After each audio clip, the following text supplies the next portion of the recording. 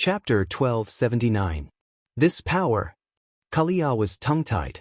Even people like Kalia, who were close to Duque, were shocked by Duque's power, let alone people like Benedettas who were not in the mainstream circle.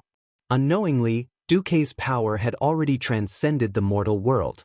Duque had always thought that he had not transcended the realm of mortals. In the eyes of others, Duque was riding on the once incomparably evil black dragon, using the surging flames of divinity to suppress the darkest icy wind. This kind of scene was undoubtedly spectacular in the domain of the gods.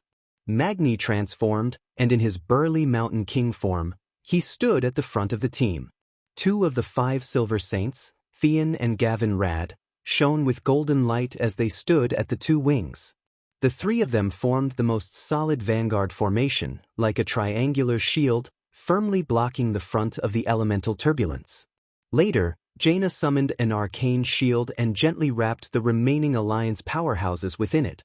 Everyone looked at the 2 groups of opponents fighting in midair with an expression that was close to worship. At first glance, the 2 sides seemed to be evenly matched. Soon, everyone realized the difference. Saffron was definitely powerful when he was alive.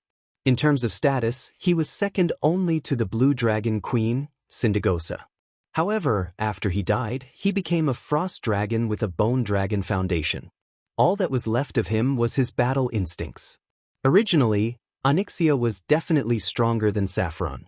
Unfortunately, after any dragon was seriously injured, their recovery speed was not that fast. Right now, she was only at about 60% of her strength. There shouldn't have been much of a difference. The difference was in the master. Kel Thuzad had obviously just injected the frost divinity into his body. His use of this power that was beyond his imagination was far inferior to Duque, who had the help of the system and was familiar with training for a longer period of time. It seemed to be a pure elemental contest without any fancy tricks. Under Duque's guidance, Xianxia deliberately turned the dragon's breath, which had been strengthened by Duque's divine power, into a spiral cone shape. As a result, after a moment of stalemate, the winner of this massive battle in the air was decided in a few seconds. Xianxia's dragon breath easily dispersed Saffron's icy wind, and the remaining flames struck Saffron's left bony wing, exploding into sparks. The elemental erosion directly affected the soul level, and the frost dragon immediately howled in pain. Even the red dragon queen Alexstrasza had to take a breather after unleashing her most powerful dragon breath. For the giant dragon, the next battle would be hand-to-hand combat. In terms of body size, Xianxia did not have an advantage. But that depended on who he was compared to.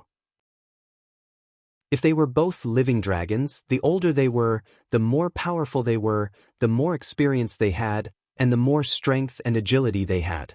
The problem was that one was a bone dragon that had been dead for many years and only had its bones and soul left, while the other was a semi-god-level giant dragon that was alive and kicking. Its complete muscles and tendons gave it strength and speed bonuses that were not something a bone dragon could compare to. On top of that, there was a sinister, a scheming master around. Use Vine to slow him down. Get a stream of fire to distract his frost shield and counterattack. On the dragon's back, Duque and Kel Thuzad bombarded each other with spells. All kinds of elemental spells went back and forth, and they were having a lot of fun. But on the giant dragon level, it was obvious that the black dragon princess was suppressing Saffron. The advantage in speed and the lack of tendons and muscles severely affected Saffron's speed. After receiving consecutive heavy blows, Xianxia used Dragon Claw Sweep and Dragon Wing Slap combo. Saffron finally could not hold on any longer, and his movements clearly slowed down for a moment. The black dragon, who was slightly smaller in size, seized the opportunity and suddenly crouched to avoid Saffron's counterattack. Almost rolling on the ground, it whipped its tail and hit Saffron's waist heavily with its gigantic meteor hammer-like tail. The spectators could clearly see that at least 2 of Saffron's ribs on the right side were broken, and 5 or 6 ribs had cracks. Saffron let out another soul wail. He used all his strength to swing his bone dragon tail, trying to counterattack and severely injure Xianxia. Who knew that the black dragon would suddenly climb up and fly even higher? When Duque's flame blast almost hit the Great Lich's face, Xianxia saw the opportunity and extended her dragon neck, giving Saffron's left chest a moderate amount of dragon breath. The blazing dragon breath directly hit the frost aura floating in the ice dragon's chest. That was actually the frost dragon's heart, but that frost aura could not be attacked by physical means. The frost dragon, who was covered in wounds, fell from the sky with Kel Thuzad. He crashed to the ground with a loud crash. His enormous body instantly smashed open a huge crater that was at least 5 meters deep and had a radius of several hundred meters sunk in. At that moment, it was as if the entire area let out a cry of pain. The sunken ground layer by layer spread in all directions, and the magnificent palace not far away also collapsed. Kel Thuzad, who had his upper and lower jaws like a rake, was in a sorry state. Finally, he cried out weakly, "Protect me!" Suddenly, the surroundings became blurry, as if there was a thin layer of ice fog covering the distance, making it difficult to see clearly.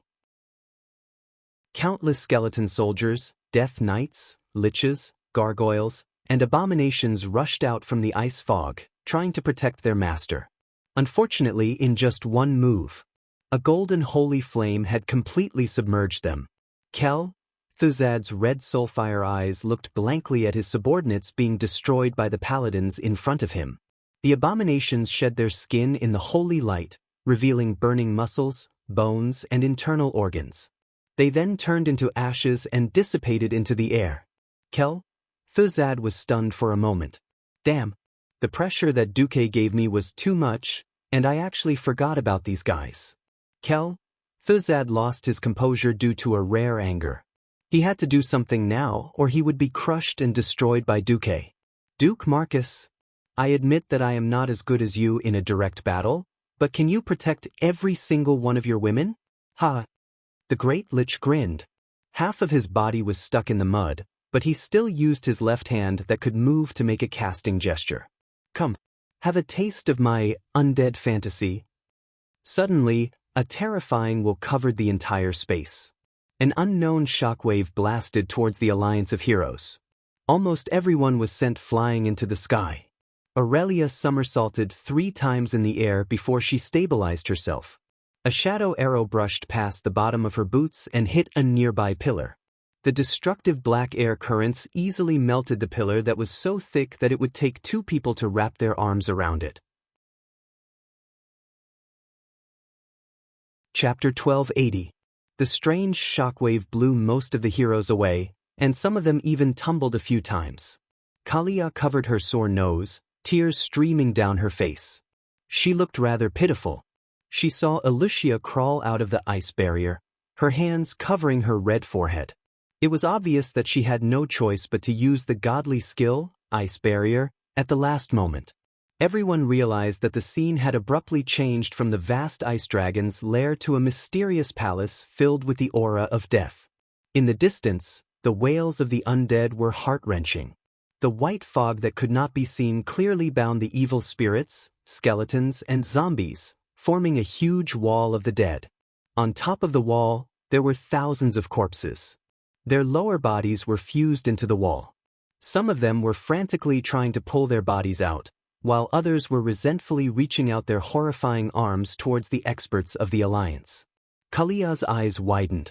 Suddenly, she saw a burly male undead wearing the armor of a Stormwind City knight charging out of the fog, raising his 2-handed greatsword high and slashing at her. Even though Kalia had experienced many battles, she only had time to add on one of her holy word, shield skills. The commandment priest being closed in by a warrior was a rather helpless and despairing thing. Apart from taking it head-on, there was no good way to pull away again. No, before pulling away, she first had to take on this undead giant slash. Commandment magic that could be easily blocked by 10 knights at the same time was easily broken. Kalia's heart was seized by terror in an instant. She could only subconsciously raise the staff in her hand, trying in vain to use her weak arms to withstand this terrifying blow. Be careful! At the critical moment, Gavin Rad arrived like the wind. The long and broad wind sword dangerously blocked the giant's blade at the last moment. There was no clanging sound of metal colliding. The strong wind and thunder on the wind's sword directly bounced off the giant's heavy sword. Vesuvius! Gavin Rad frowned. Long before the attack on Naxxramas, every Alliance hero had received intelligence from Duque, pointing out the powerhouses who had been killed and then joined the Scourge army while Naxxramas was wreaking havoc all over the continent. However, he didn't expect that the guy who should have been destroyed in the fortress's bombardment would actually reappear in this strange space. On the other side, Jaina had exchanged more than 10 blows with a shadow sorcerer who had long white hair and thick dark circles under his eyes. He looked like a big-shot cultivator who hadn't slept for God knew how many nights. The image of this guy in front of him suddenly overlapped with the other catastrophe leader in the intelligence report. Plague messenger noise? Jaina cried out involuntarily. Theon slashed Ashbringer at a huge beetle-like monster, but unfortunately, the holy light he swung out was swallowed by the monster. That was a heavy blow that could easily turn a large group of undead into ashes. However, the other party did not dodge or evade. He took it head-on with his powerful body. Theon's expression darkened. A nub, recon? If those people who should have been killed according to the intelligence report appeared here and shocked the Alliance experts, then the Alliance experts would be shocked. As for the last person, he shocked them to the extreme. Every Alliance expert's eyes widened as they saw a pair of huge dragon wings whizzing out of the white fog in front of them. After dispersing the cold white mist, a terrifying face was revealed. Under the 2 pairs of huge blue horns was a pair of long and narrow eyes that looked like golden pearls. They shone with an ominous glint. The thick sky-blue scales were covered with horny bone plates that looked like a swarm of bees. Each of the limbs was as thick and powerful as the pillars of a great hall. The claws were so sharp that they could easily tear apart a city wall, and the huge bloody mouth was filled with the aura of frost. Even if they did not recognize the giant beast's appearance, based on the same perception, every single one of the Alliance's powerhouses whispered the same name. Sapphiron? This was impossible. Everyone knew it was impossible. 6 years ago, Archimonde died. When Arthas responded to the call of the Lich King Nizul and rushed to Northrend to save him, he met the blue dragon Sapphiron. At that time, Sapphiron was a capable general under the blue dragon King Malygos, and was quite a powerful blue dragon in the blue dragon race. But when he met the 2 heroes, Arthas and a nub, Recon, he couldn't stand up to them. After Sapphiron was defeated and killed, Arthas used the power of corruption to revive Sapphiron as a frost dragon. The insufferably arrogant frost dragon Sapphiron became the claws of the Scourge army. Just a moment ago, everyone had seen Sapphiron's skeletal form. How could they see a Sapphiron that seemed to be alive again? Magni, who was in his god's descent state, smashed a fat abomination leader away with his hammer. He immediately yelled, "Jaina? Something's wrong. Are these guys illusions? If we get killed, will we really die?" Duque wasn't here, so Jaina, who was also a Breaking Dawn wizard, had the highest authority here. As Jaina attacked noise with frost magic, her eyes constantly scanned the surroundings. Her senses were fully activated, and she kept comparing the situation around her with all the information she knew. Suddenly, she remembered a story that Duque had told her many years ago about a warm man in a red shirt. It had nothing to do with illusions. It was a magic spell that used the caster's mental landscape to rewrite reality. The name of this forbidden spell was Inherent Barrier. Once this forbidden spell was activated, it would cause the surrounding space to change into a completely different scenery. The materialization of the mental landscape meant that the inherent barrier would replace oneself and the world without changing one's realm. At this time, the size of oneself and the world would be swapped, and the world would be completely locked in a small container. In Duke's example, the strange heroic spirit named Wei Gong is the wolf, had its inherent enchantment materialized into a red wilderness with countless ownerless sword tombstones. What appeared on the horizon was leaping flames, and in the distance were several huge gears. Jaina couldn't be sure, but Duque's example was the closest one she could think of. She immediately shouted, "Don't die. If we die in this world, We will also become corpses outside. I don't know if this is the inherent barrier that Duque mentioned, but I only know that to maintain such a terrifying illusory space requires an astronomical amount of mana, even for a demigod wizard. At this moment, in the outside world, Duque stared at Thizad with a cold expression. How extravagant! To maintain this illusory world, the amount of mana you use every second is equivalent to the total mana of a Breaking Dawn wizard, right? Chapter 1281. It was impossible for Thizad to know that Duque had the system Elf, the ultimate weapon among the ultimate weapons. He was only secretly shocked by Duque's terrifying observation skills. In this regard, he deepened his own judgment of the situation. Opposite him, Duque held onto Onyxia's reins and let her hang in the air. All of a sudden, his comrades and lover disappeared. This was no doubt a blow to Duque, but it was also a turning point. That was because the system Elf's data stream was pouring down on his retina, which he hadn't seen in a long time. A huge amount of data poured into Duque's spiritual sea. After transmigrating for so long from the initial discomfort, it had now become very natural. Duque could already read at least 100 pages of A4 paper in 1 second. In a sense, Duque could be considered a Superman. The unknown always easily brought fear, but when the mysterious veil was lifted in front of him, the excitement and thrill was like the goddess of victory lifting her skirt. That was the smell of the sea, cough cough. The above was purely a slip of the hand and an irresponsible imagination. It had to be said that Thizad used his own magic and will to cast a forbidden spell-level magic, creating a space within a space, pulling the enemy in and beating him up. This was a move that Duque liked. The corners of Duque's mouth curled up in a strange arc, and he asked despite knowing the answer, "I'm just curious, why don't you pull me into that small world?" Thizad was extremely cunning. "When you become a great lich loyal to my lord, I'll tell you." An incomparably dazzling magic array that emitted a mysterious white radiance suddenly appeared below Duque and Onyxia. 10 times the gravity, coupled with a strong elemental repulsion, made Duque and Onyxia immediately fall into a trap. This is... roar. The sudden control caused the movements of Duque and his servant to pause. They thought that Thizad would take the opportunity to attack.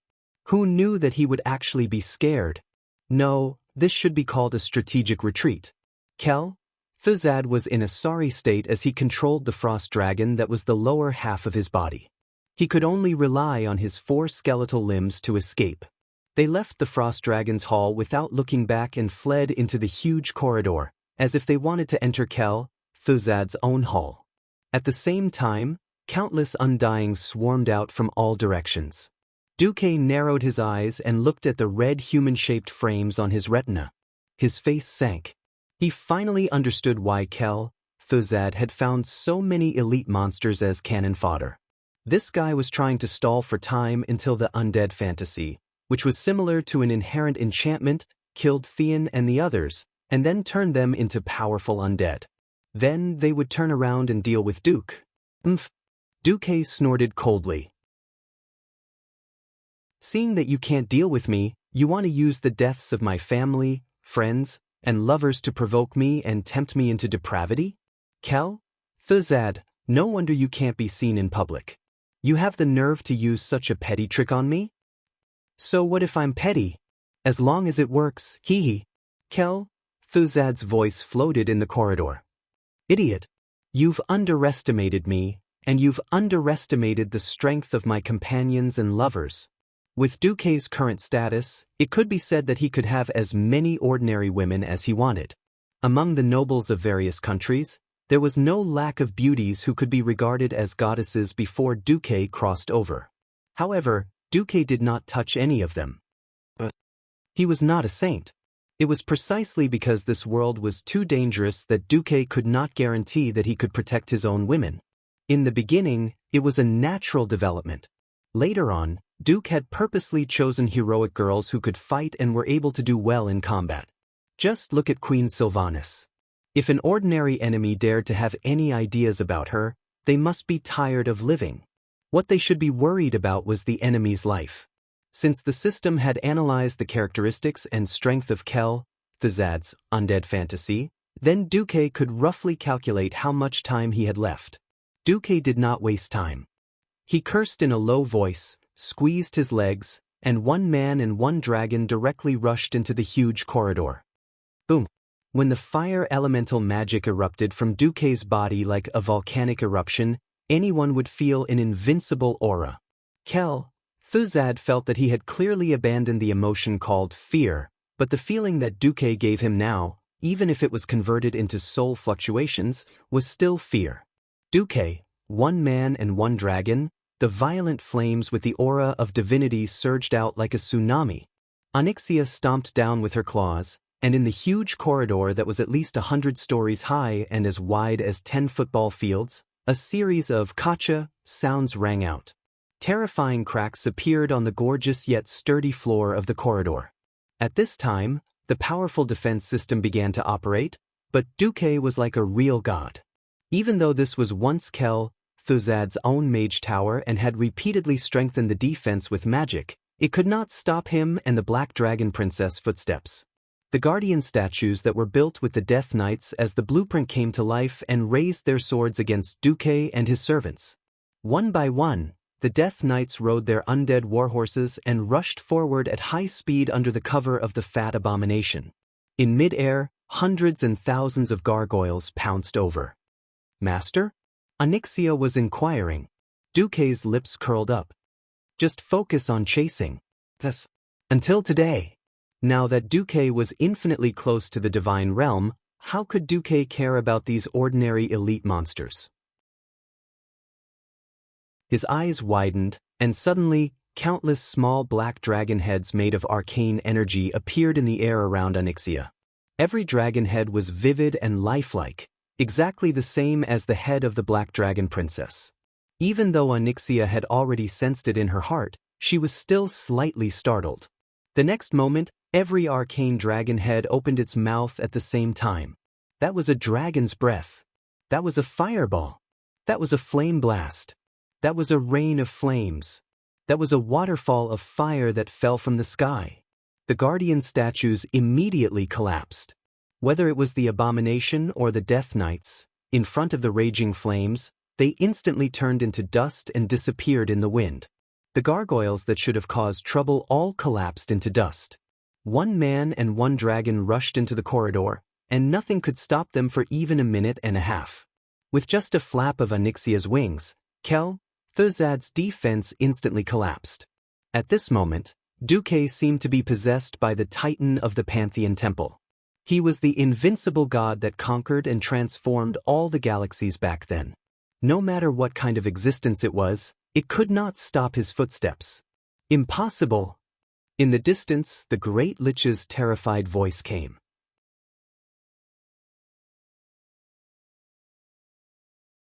Chapter 1282. Impossible? Why is it impossible? Duque sneered and said something that Chairman Ku did not understand. Idiot, not everyone can win Tianji's horse race. It had to be said that Thuzad was very creative. He wanted to use a new move to deal with Duque's companions while using cannon fodder to stall for time. But so what? Hundreds and thousands of elites rushed out from the corridor, all using their strongest combat skills and ultimate magic.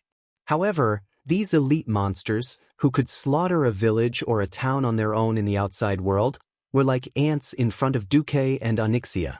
Once the sea of fire arrived, everything collapsed. There was no blood, only complete destruction.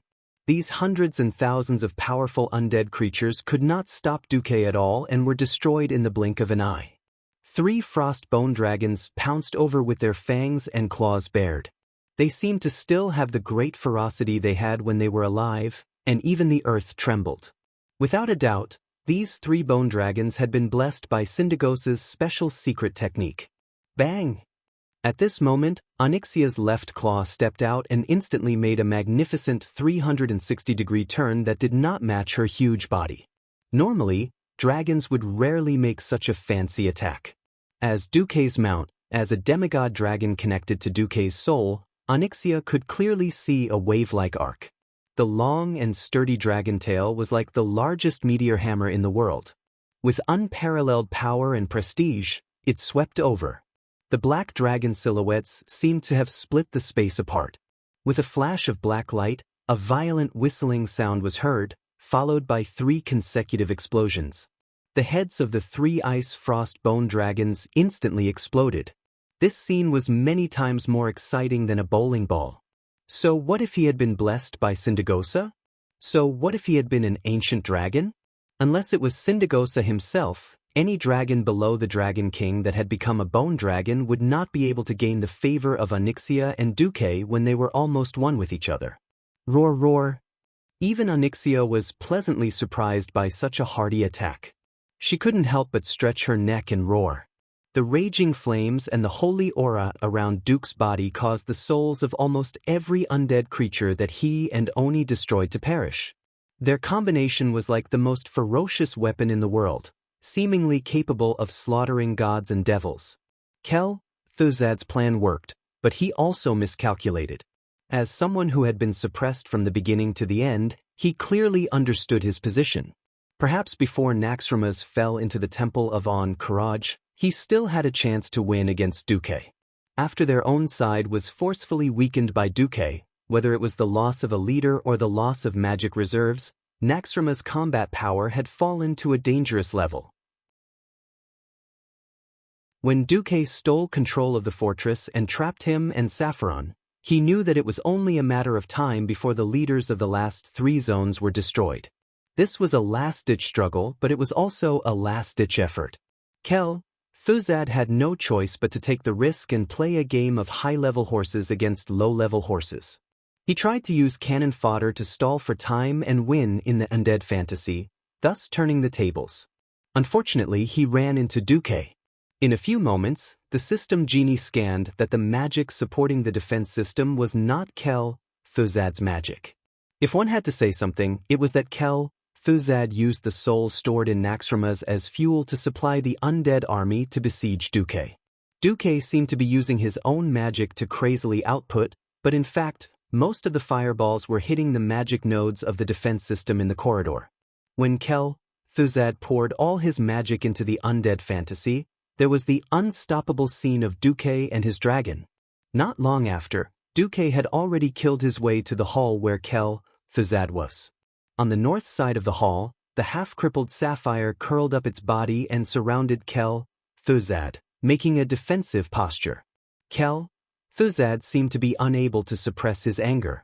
He raised a blood-red scroll high up. Bastard! Bastard!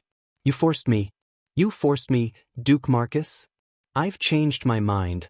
I'll make you pay the most terrible price. Eternally, this was a dragonskin contract filled with darkness and coldness.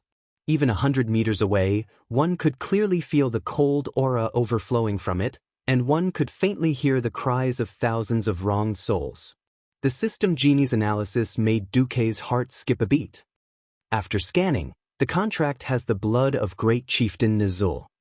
Great Chieftain Nizul? Wasn't that after the end of World War II at the Dark Portal?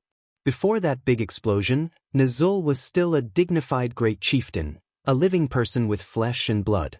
Duque only knew that according to the original history, Nizul was captured by Jaden and tortured to his heart's content. Not only did he lose his life, but even his soul was compressed and packed into an ice skeleton. He did not expect that there was a soul contract forged with the blood of his true beast. Under the system scan, Duque could clearly see that this contract, which was written in the Eridar language, only had half of it left. However, this was not a problem for Duque, who was proficient in the Eridar language. In less than 1/100th of a second, a complete contract appeared on Duque's retina. This was the soul contract that Jaden forced Nizul to sign. It was branded with the Great Chieftain's true beast oath. Nizul swore eternal loyalty to the Burning Legion, and the words were branded on it. It could be said that this contract was the basis for Jaden to send Nizul, who had become a Lich King, to Azeroth to cause trouble. This contract contained the strongest laws of Eridar and the will of countless Void Lords to help suppress it. There was also Kill Jaden's four-fingered handprint on it. In theory, if Nazul tried to break free from the contract, this demonic handprint would cross space and time to teach Nazul a lesson. There were many harsh terms on the blood contract. Even if the contract had already expired, Duque felt suffocated just by looking at it. He could not help but tremble. Damn, it seemed that a guy called Infernal Affairs had broken free from the soul contract of the Burning Legion. After destroying the largest fortress in the Twisting Nether, the Burning Legion's strictness towards the soul contract had reached a peak. According to this contract, if Nazul disobeyed Kill Jaden's orders, 99% of his soul would receive the most terrible revenge. Fortunately, the remaining 1% would only be used to witness his eternal pain. However, Nazul still chose to rebel. At the cost of his own soul being split, his soul being infinitely diluted, and even losing himself.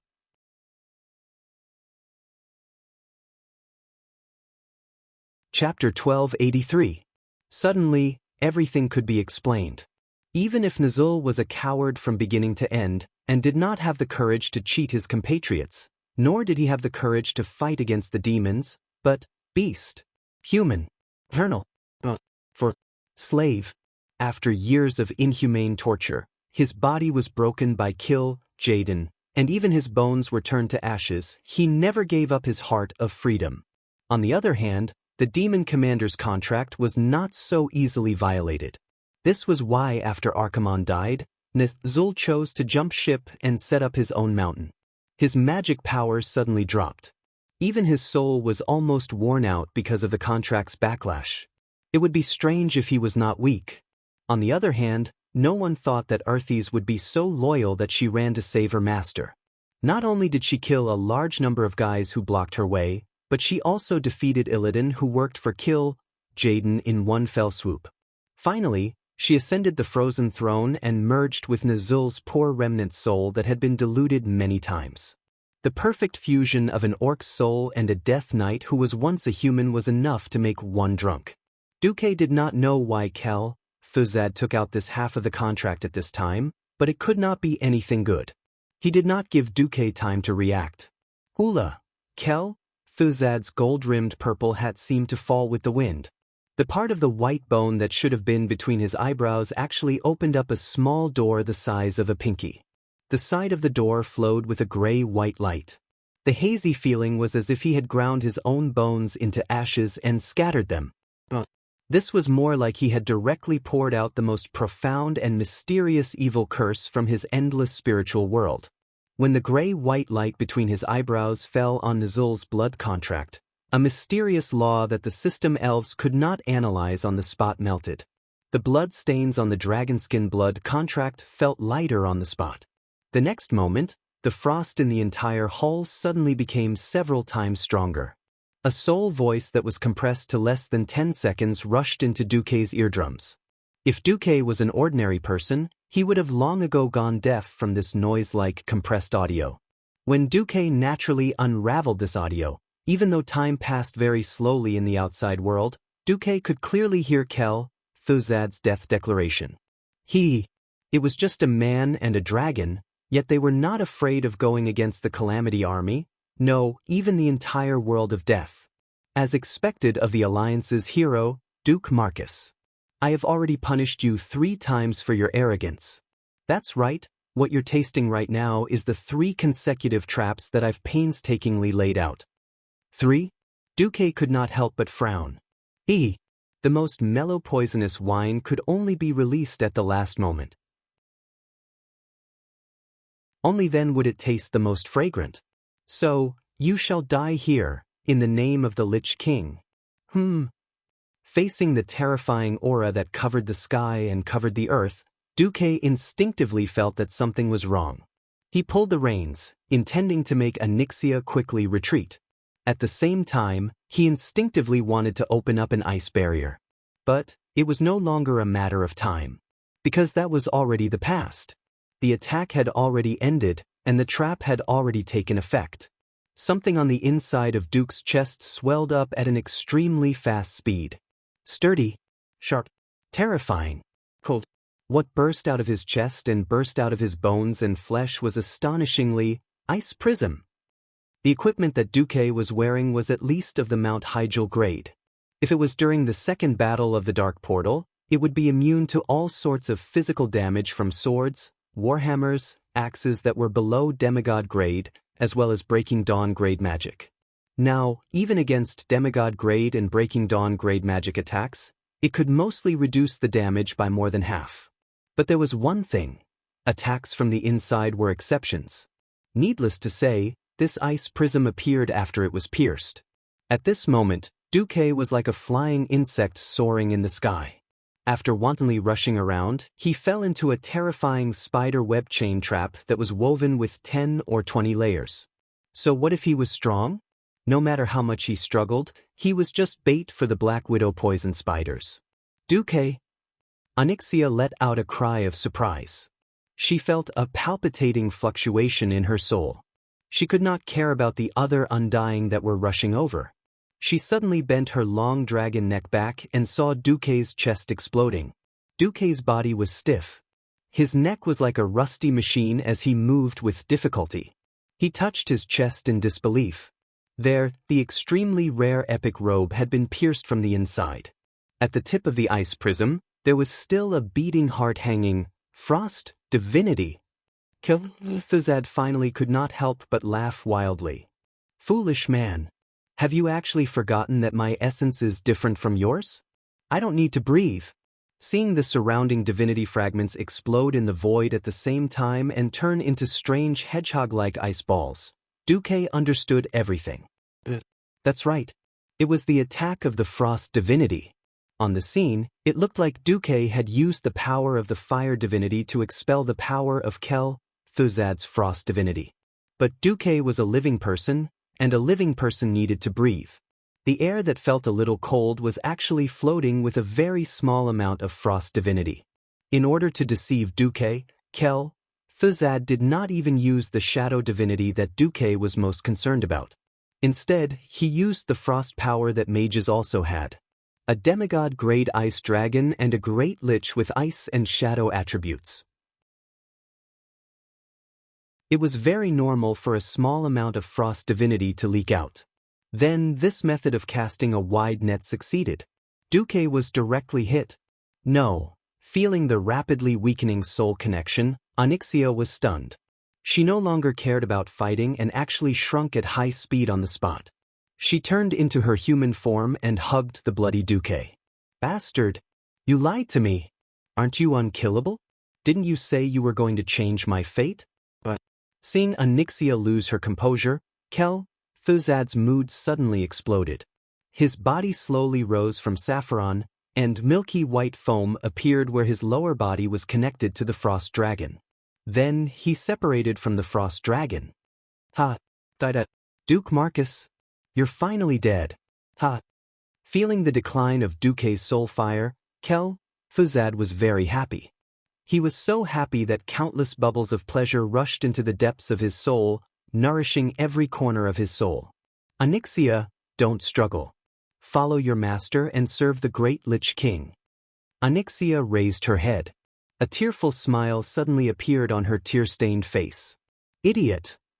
Cultivate suddenly felt that something was wrong. At this moment, a bright golden light suddenly pierced through his chest, and the spiral-shaped blade radiated light in all directions.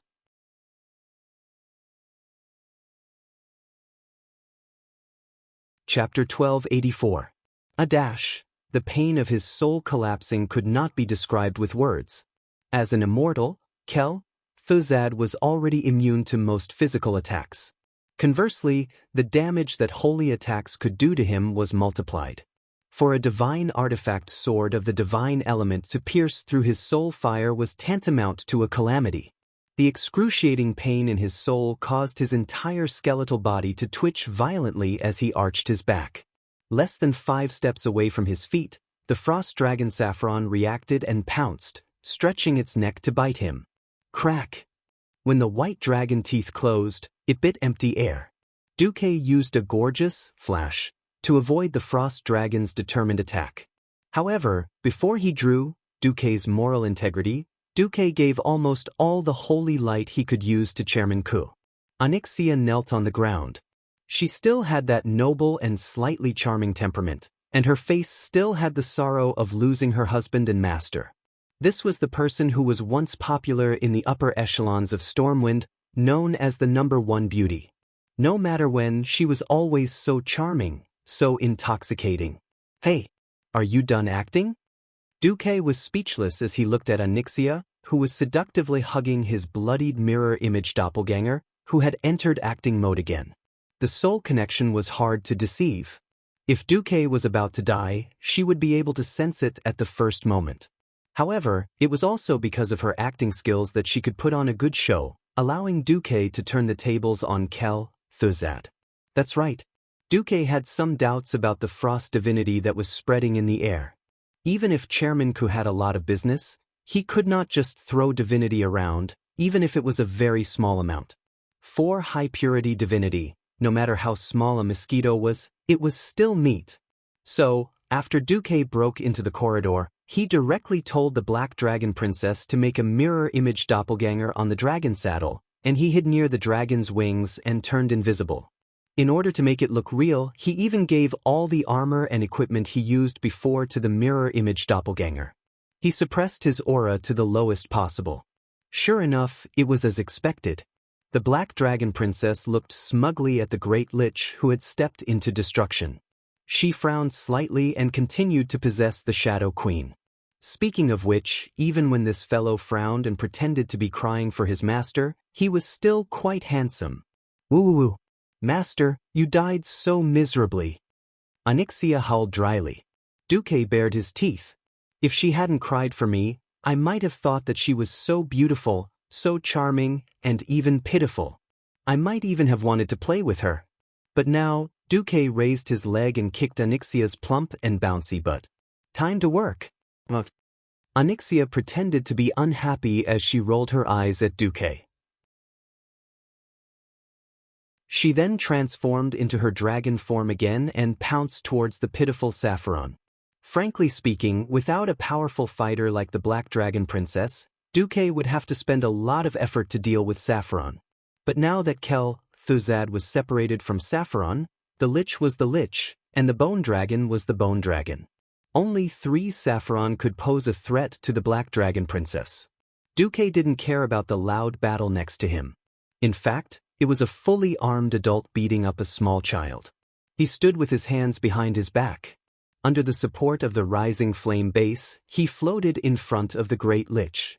Even though he was in extreme pain, Cultivate still used the coldest tone and said sternly, "Duque, don't think that you've won. His Majesty the Lich King will avenge me. He won't torture your soul for billions of years, and he won't let me hear your mournful cries of repentance. The Scourge army will not give up." Duque's thoughts moved. Cultivate immediately screamed. The golden light that gushed out of his chest became stronger. The golden light of this small sun was like a pillar that pierced through his back, and then squeezed out of his chest. What was even more terrifying was that this holy light seemed to have a life of its own. It gently melted Cultivate's ribs, as if it wanted to completely wear down the rotten white bones of his chest until it turned into powder. "No," the Great Lich screamed again.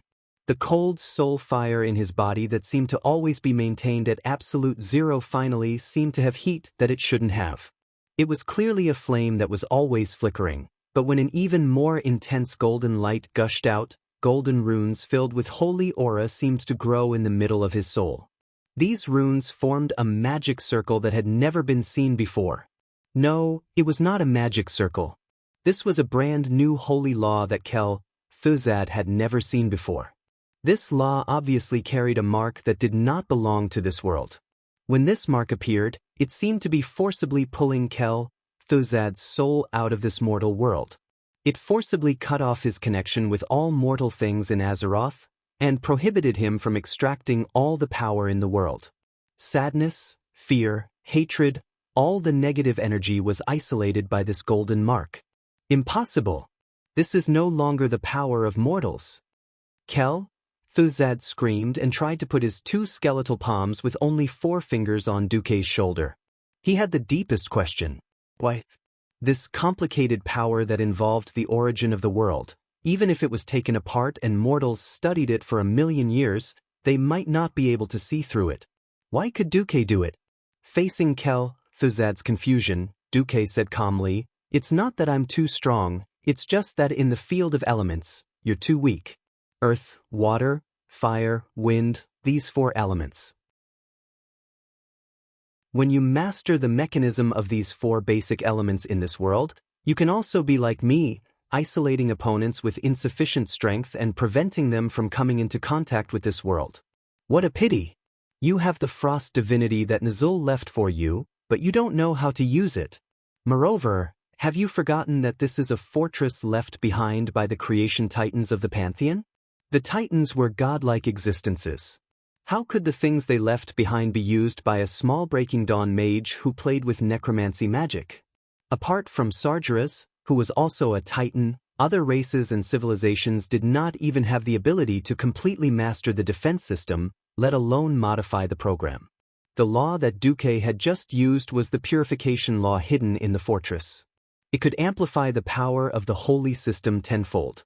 Duque just happened to be at the right time, so he used it directly. He didn't have the divinity of the holy system, so he couldn't use Naxxramas. Since he had encountered it, he might as well give it to Thuzad.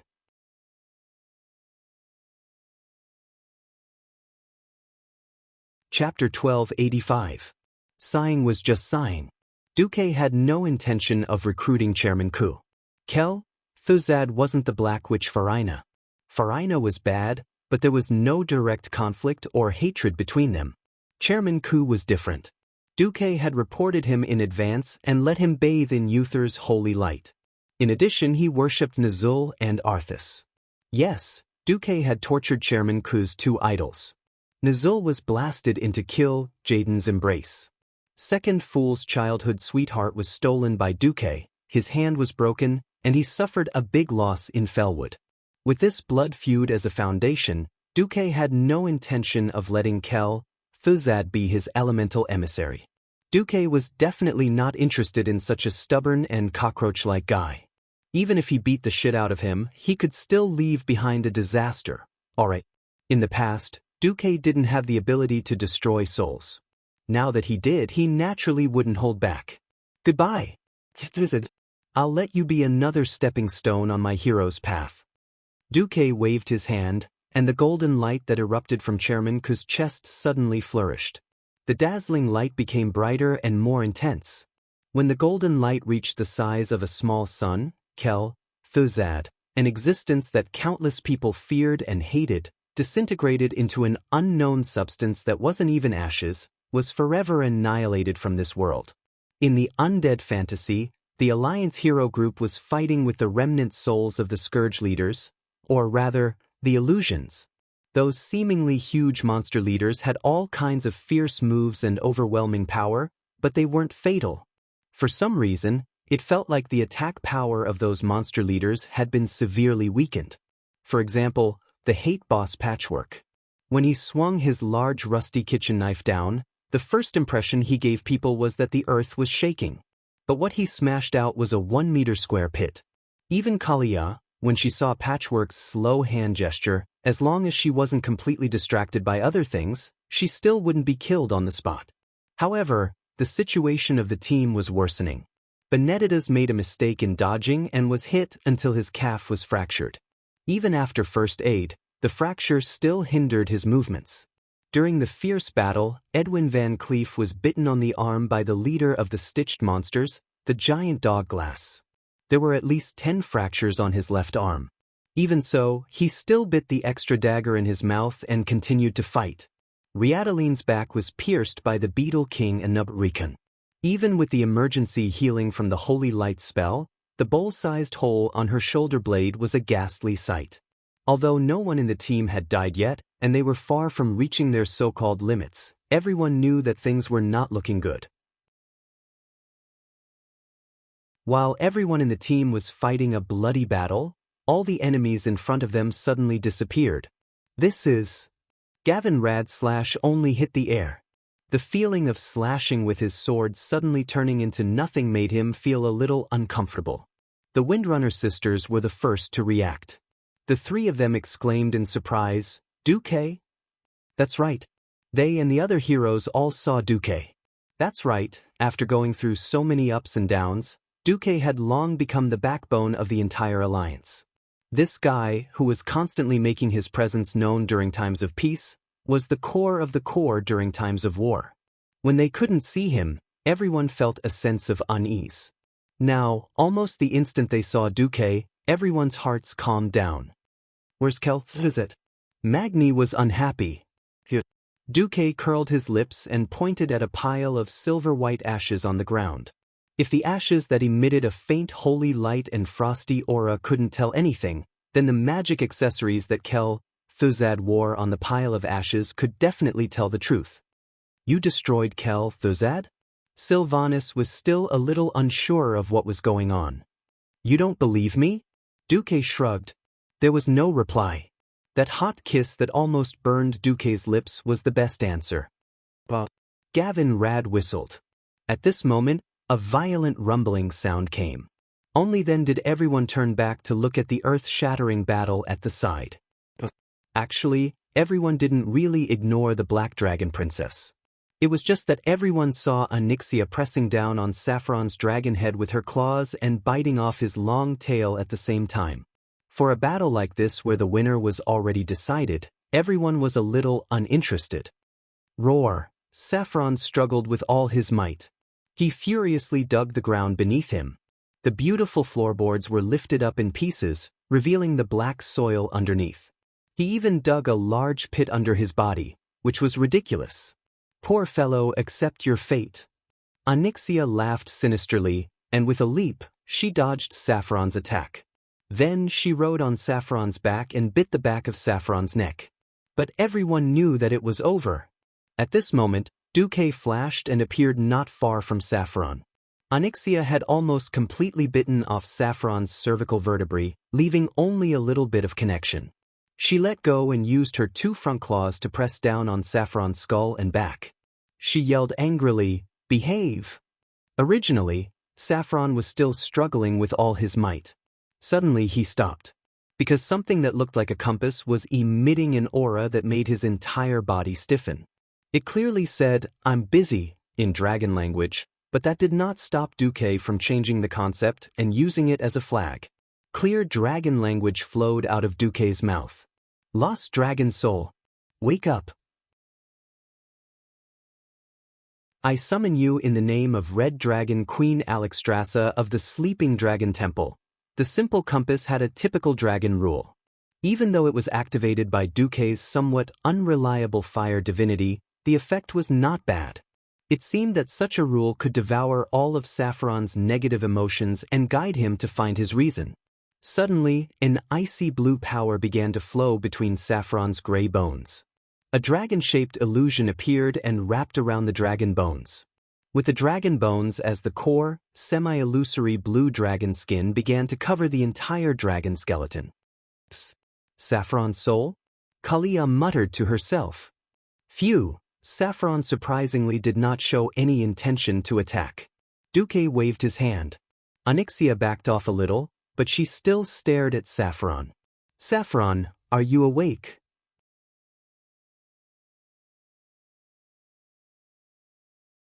Chapter 1286. Whoosh, whoosh.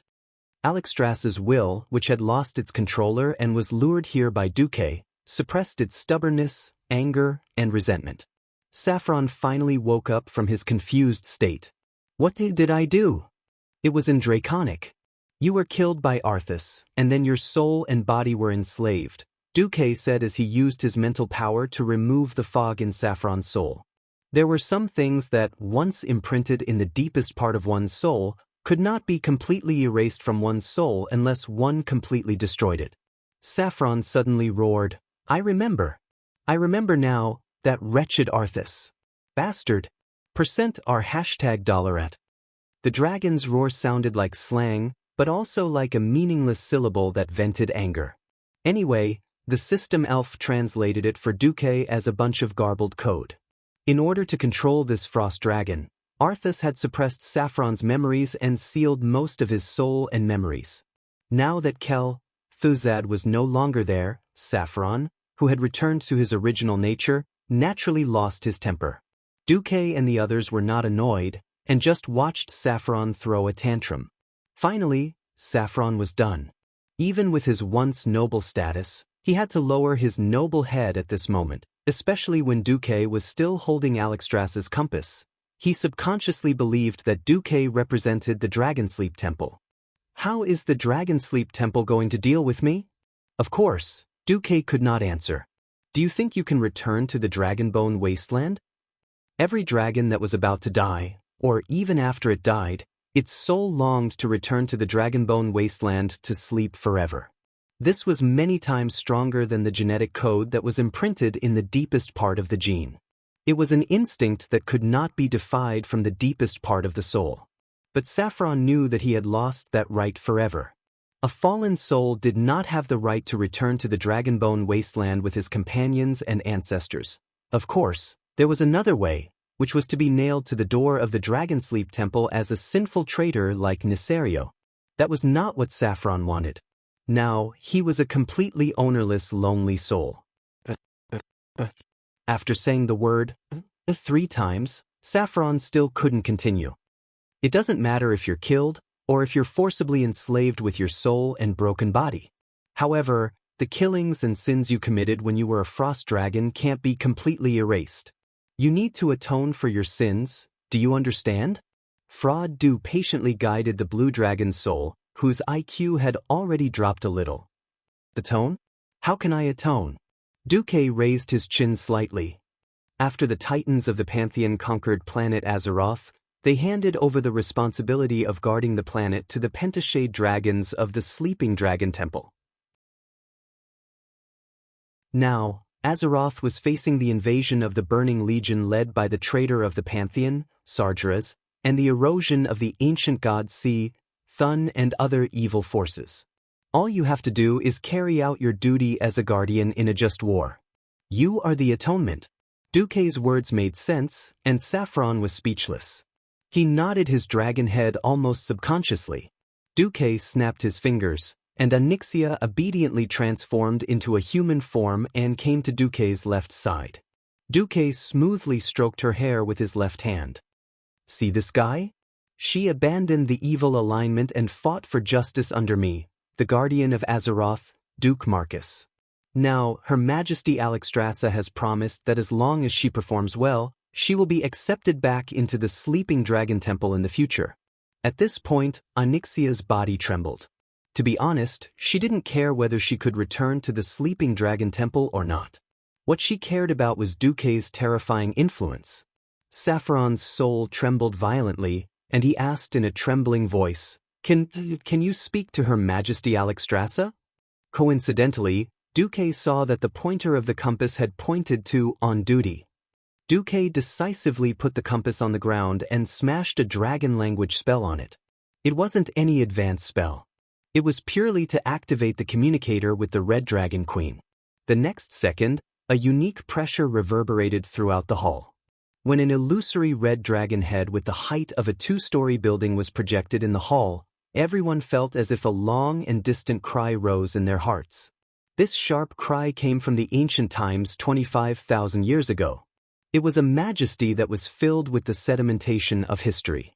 She was the perfect combination of nobility, beauty, ferocity, and strength. The aftershock of her soul easily crashed into the depths of everyone's hearts. Everyone's hearts contracted due to their nervousness. After exhaling, their lungs forgot to expand and breathe in fresh air again. Everyone felt a little suffocated. However, Alexstrasza quickly retracted her aura. Oh, it's Duque. Sorry, I just came from the void battlefield, the queen replied casually. What's the matter? It's about this guy you mentioned a while ago. I kicked her and asked how many merits she needs to return to the Dragon Slumber Temple. Duque first grabbed Xianxia's neck like a little chick and forced her to take 2 steps forward. Xianxia didn't dare to look directly at the queen. The queen's huge yellow eyes blinked. Although she didn't know why Duque would ask at this time, she still answered, if we can successfully seal Thun this time, this merit will be enough. At least Nozdormu won't object. He has the most opinions right now. Alright, the second thing. I just dealt with Saffron's soul. Can you help me inform Maligos? Alexstrasza turned her head. She had obviously sensed Saffron's soul long ago, but she sighed now. You shouldn't have asked me. Yes, she couldn't speak directly about the Blue Dragon army. Even Maligos didn't have many soldiers under him. After all, overstepping his authority was overstepping his authority. At this point, Saffron's expression couldn't help but become gloomy. At this time, Duque suddenly said, and I'm saying if I let Saffron make enough merits, can you consider letting his soul return to the Dragonbone wasteland in the future? The dragon race's way of dealing with the fallen was to kill them directly and then destroy everything with a dragon breath. Alexstrasza was a bit troubled by Duque's sudden suggestion. After all, Duque was also considering this from the perspective of the Dragon Slumber Temple. After thinking for a while, Alexstrasza finally said, I hereby promise that if any of the fallen dragons choose to redeem themselves and make enough merits, I will initiate a motion at the Dragon King's conference. I will initiate a motion during the Dragon King conference. As long as I get more than half of the Dragon Kings agree, I will be able to let the lost souls return to Dragonbone Waste.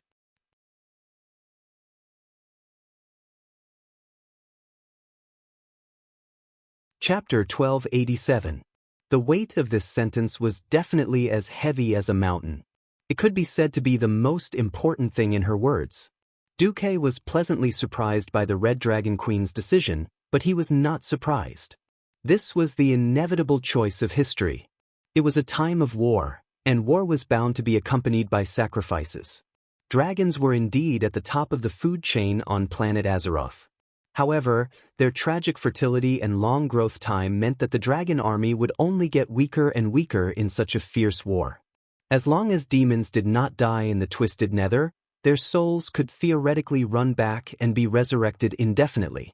Under such circumstances, finding ways to replenish their troops became the biggest issue that the Dragon Sleep Temple could not avoid. After killing Nisario, the four-colored dragons had vented their hatred.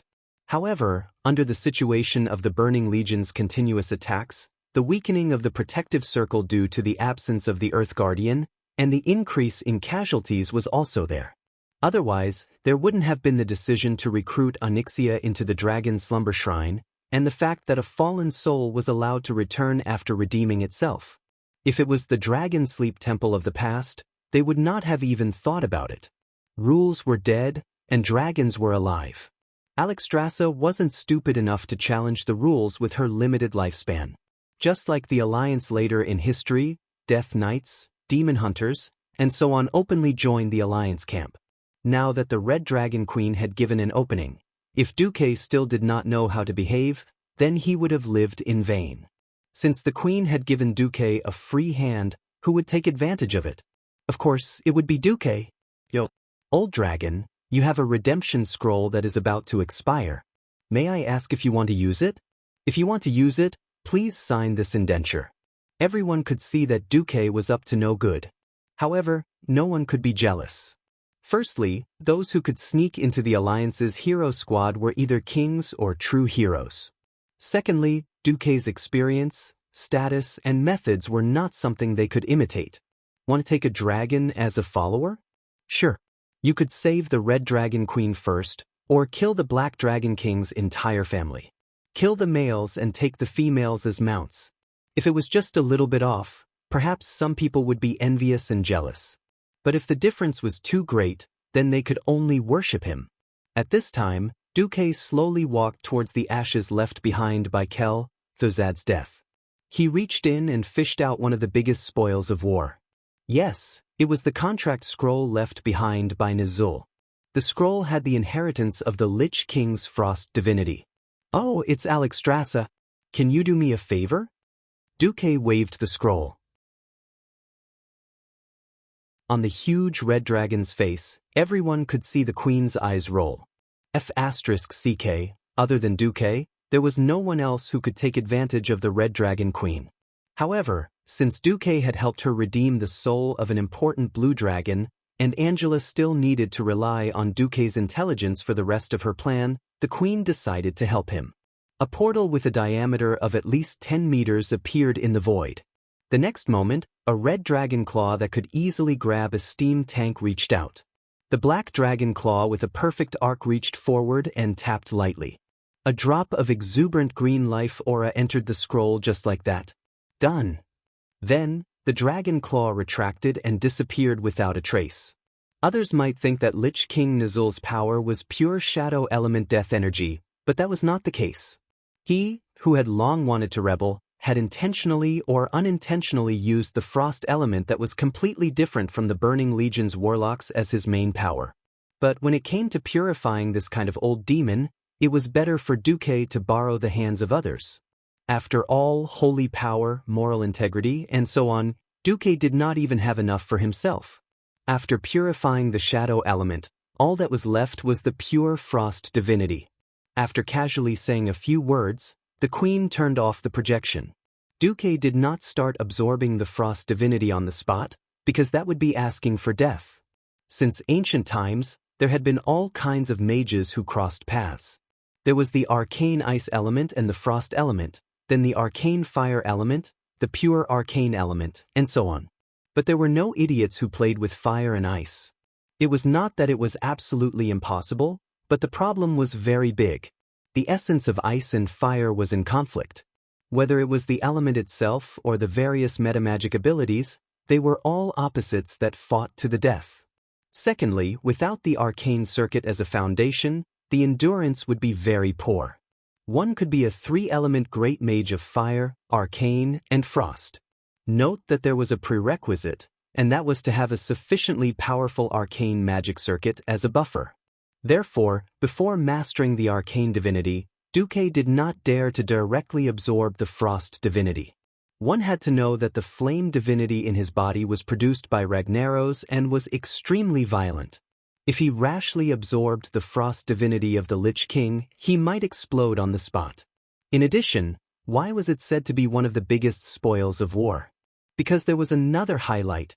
Duke took out the Tish, legendary guardian staff, from his storage space.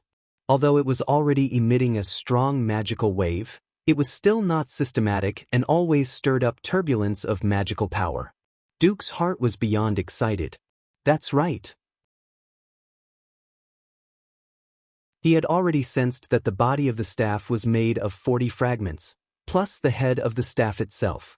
The last remaining part of this artifact staff, the staff's tail, was just 10 meters in front of him. There, at a glance, was an empty wall. Only the connection between the artifact parts told Duque that it was where Kel Thuzad's treasure was located. Open! Duque waved the drumstick-shaped staff, and 3 translucent black crows appeared from the top of the staff. They flapped their wings through the phantom fog and circled above the treasure chest. A second later, the illusion collapsed, and every expert from the Alliance couldn't help but let out a sigh. The huge treasure chest with silver skull carvings made a clatter sound and opened by itself. An inconspicuous wooden thing flew out, drew a gorgeous blue-purple arc in the air, and finally deftly embedded itself at the end of the staff in Duque's hand. In the next instant, the artifact staff that Duque held high bloomed with a brilliant glow. Powerful arcane magic fluctuations surged out like raging waves. Even though it did not cause any damage to people, they still felt as if they were standing on a beach, being tossed up and down by a huge wave several meters high.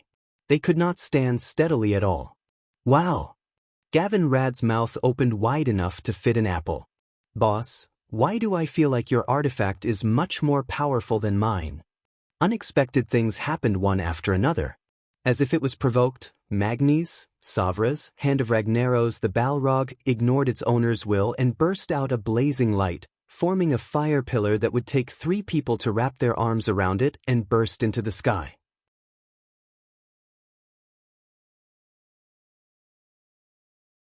Chapter 1288. This pillar of fire didn't cause any damage. It was simply a demonstration of its unwillingness to be left out. Seeing that Magni, who had his mouth wide open, didn't even use God's descent, he knew. Without further ado, Theon's Ashbringer and Gavinrad's wind sword burst out with dazzling light at the same time. A blazing pillar of fire, a holy golden pillar of light, and a pillar of wind and lightning surrounded by lightning. In their own way, these three divine artifacts made a threatening declaration to the divine artifact staff in Duque's hand. The humming mixed with the light made everyone gasp in amazement. Soon, the winner of this divine artifact competition was decided. The radiance of Ish in Duke's hand grew brighter and brighter. The purplish-blue light became the only theme in this space. Even the frost around the hall was dyed red. At this moment, something happened that left Duque speechless. Three black, translucent crows appeared again, making unpleasant caw, caw, caw. To put it nicely, it was a clear sound, but to put it bluntly, it was a pain in the ass. This reminded Du Mohan of the cartoons he had watched in his childhood. Whenever the time came to complain, there would be a black crow flying elegantly in the sky. As it flew, it would shout, "Idiot! Idiot! Idiot!" The drumstick was just that F** ket up. It just so happened that this strange scene made a new development in the situation. With the crow's cry, Theon's Ashbringer was fine, but the other two divine artifacts suddenly withered. Was it because their souls had suffered 100,000 damage, and they couldn't even lift their heads, or was it something else? Well, to be honest, it really was spiritual damage. The powerful system ALF intercepted a telepathic transmission that was similar to a video transmission from Atish. As for what it was exactly, it couldn't be completely analyzed. However, there were two scenes that were certain. One was Duque leading a team to kill Ragnaros, and the other was Duque defeating the Wind Prince. This was clearly the drumstick's announcement. Your former masters were all defeated by my master, and your masters are all my master's subordinates. Alright. Duque was dumbfounded. He almost wanted to spread out the legendary brush and ink on the spot and write a word of admiration for Atish. Damn it, even though you're a godly staff at your level, you still know how to use data to slap people in the face. There's no one else like you. Seeing that the fire demon hammer and wind sword had admitted defeat, Atish let out an even more melodious crow caw. Quack, quack, quack. It was cheerful and hurried, looking for a beating. How arrogant! Duque swore that if this thing wasn't his divine artifact rod, he would definitely find a chance to dismantle it into parts. What was it again? Whoever likes it can take it. Teacher Duque, can I touch it? On the other side, Jaina had already run over. She clasped her hands tightly, and her eyes were already the standard starry eyes of a star chaser. She was acting coquettishly and cute at the same time. If it was someone else's artifact, she would be too embarrassed to touch it and study it. But as for Duque, as Duque's disciple and partner, he had special rights no matter what. No problem. Duque very straightforwardly handed over the drumstick. Of course, just in case he didn't let go. At the same time, he sent a strong thought to Atish. This is your master's chick, don't hurt her, or I'll dismantle you. Immediately, Atish sent back a thought. No problem, you and me, who's with whom? Something that left everyone dumbfounded happened again. Not only did Atish read Duque's memories and hum out the famous melody of Ode to Joy, he also made three illusory crows perch on Jaina's hands and shoulders, letting out low caws as if they were trying to please her. Their long curved beaks gently rubbed against Jaina's delicate face. Duque's mouth turned into a standard O shape on the spot. Damn it! Wasn't this the divine artifact passed down by Saint Medivh? How did it become so shameless? Was it really like its master? Kakik! Jaina laughed happily. Surprises came one after another.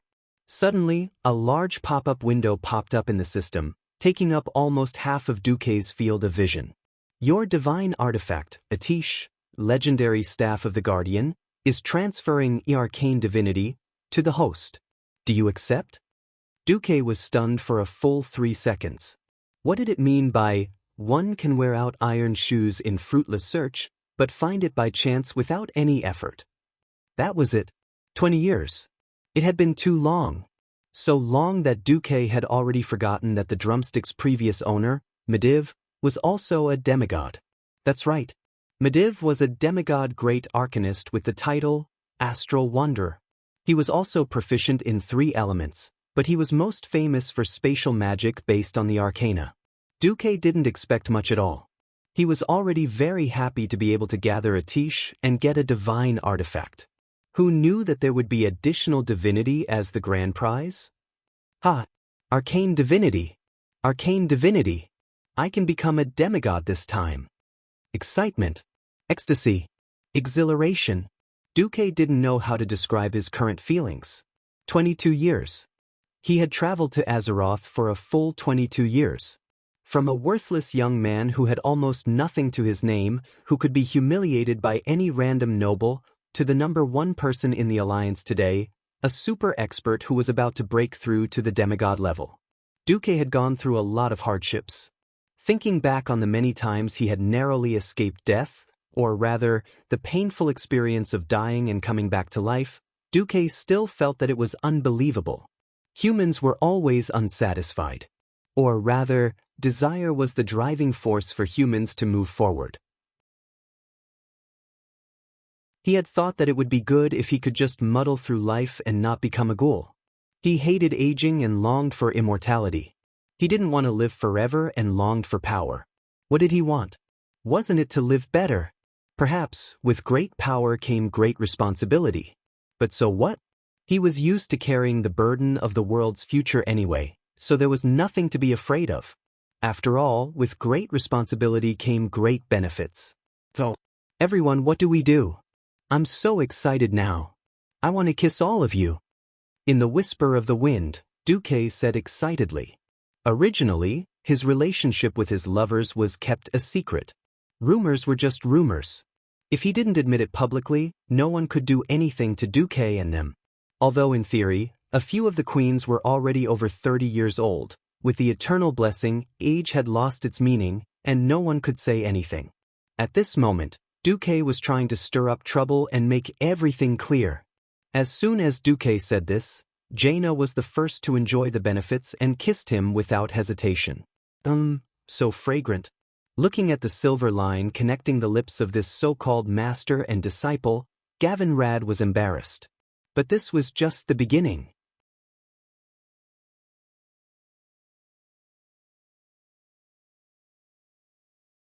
Chapter 1289. Aurelia moved quickly. She was the second to pounce on Jaina the moment she finished kissing Duque. Her slender and muscular arms wrapped around Duque, and this time, it was a longer French kiss. The third was Sasha. She said in Duque's ear without hesitation, "Congratulations in advance." If the first 3 candidates weren't surprising to others, then the last 3 would be shocking to the public.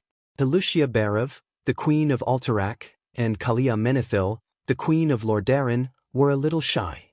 They held hands and gave Duque a light kiss, one after the other. Even Sylvanas, the Queen of Sindorii, made an apologetic expression at Riadaline before lining up to kiss her like a moth to a flame.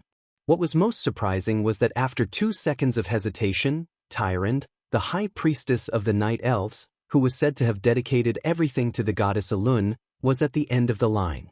Tyrande's holy face revealed a cunning expression as she faced her royal and general teammates, who had been struck by lightning. She gestured for them to keep quiet. Shh. For the sake of being teammates, don't tell the Night Elves. As for the goddess, she knows. Fortunately, everyone here was a hardcore member of the Alliance. Also, as one got older, they matured a lot. Their mouths were all tight. Otherwise, if it was leaked, it would definitely be huge news that would shake the entire Night Elven race. Gavin Rad was first surprised, then envious, and finally pounded his chest. He almost turned into a member of the FFF team and burned Duque and the others. Damn it. Should we celebrate our victory and show off our love? Half of the beauties in the hero team belong to you. Do I still want to live? Theon patted Gavin Rad's shoulder. Yo, don't forget, you're a paladin. Gavin Rad said bitterly, don't worry, I'm envious at most. I won't be jealous. He turned and ran over. Boss, teach me Cannon Girl's godly skills, okay? On the other side, Riadaline also smiled bitterly. Well, the Queen of the Alliance has been taken by Duque. Let's see how Duque deals with this. Aurelia hugged Duque and whispered in Duque's ear, I heard that once you become a demigod, your soul will stabilize.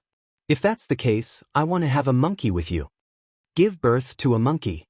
Aurelia had learned this from Duque. Hearing this, Duque could only smile bitterly. I haven't become a demigod yet. I heard it's very dangerous. We believe that you will succeed, the three Windrunner sisters said in unison. If it's monkeys, I want them too. Xianxia added weakly. Seeing the envious looks on the faces of the other queens, Duque could not help but laugh. Aurelia and Xianxia did not have a crown to wear, so they naturally did not have that many taboos. The queens, on the other hand, were in trouble. As queens, it would be hard to explain if someone died without a formal wedding. Children. I'll talk to Alun and see if we can create a child of the gods, Tyron said as if she was talking to herself, but it was no different from pointing out a slightly exaggerated path for them.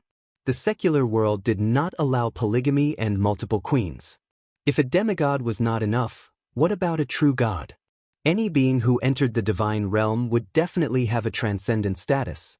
Actually, Duque only needed to enter the divine realm and become a demigod, and that would be enough. Whoosh. We'll talk about that later. Let me see my divine staff. Duque held a tiche in his left hand, and a series of data appeared in his vision. System detection frowny face a tiche, legendary staff of the guardian, level 6 divine staff, limit. Level 9 staff for the Azeroth guardian. Its previous owners were Aegwynn and Medivh. Aegwynn once killed Sargeras in a duel. Although it was part of an act, Aegwynn did cause considerable damage to Sargeras' soul and body, causing Sargeras' incubation period to be longer than expected. In addition, in the Battle of Karazhan, Medivh used its power to destroy the staff and sent Sargeras into the bottomless abyss. Atish, soulbound to Duke Marcus. 130 to 244 damage speed 2. 90, damage per second 64. 4, plus 31 endurance plus 32 intelligence plus 24 spirit durability 145 up to this point. Atisha's data was still the same as in Duque's memory. But from there on, things took a turn. Atish, legendary staff of the Guardian, Guardian special effect 1, space lock. Any existence that enters the world of Azeroth will have nowhere to hide in front of you. You can ignore space barriers, increase the chance of your spells hitting the enemy by 100%, and increase the damage and healing effect by 2,000 points. Guardian Special Effect 2, Arcane Dominator. All friendly members within a radius of 300 yards have a 20% chance of dealing a fatal blow with damaging spells. Increase the range by 200 yards, and increase the damage and healing effect by 100 points. Guardian Special Effect 3, Astral Wanderer. Within the range of the planet Azeroth, you can open intercontinental teleportation doors with 1/10 of the normal magic power required. The number of teleportation doors, their carrying capacity, and the magic power required to maintain them depend on your understanding of space coordinates. Outside of Azeroth, you can complete more than teleportation with 1/5 of your magic power. For any form of space barrier, your chance of cracking it increases by 20%. Guardian Special Effect 4. After reading it in one breath, Duque was overjoyed. If it was the Atish in the game, it could only be regarded as the glory of the Molten Core in this level 60 era. Although it was rare, even looking at the entire national server, there were only 1167 players who had it, but after all, it was not the only one in the world.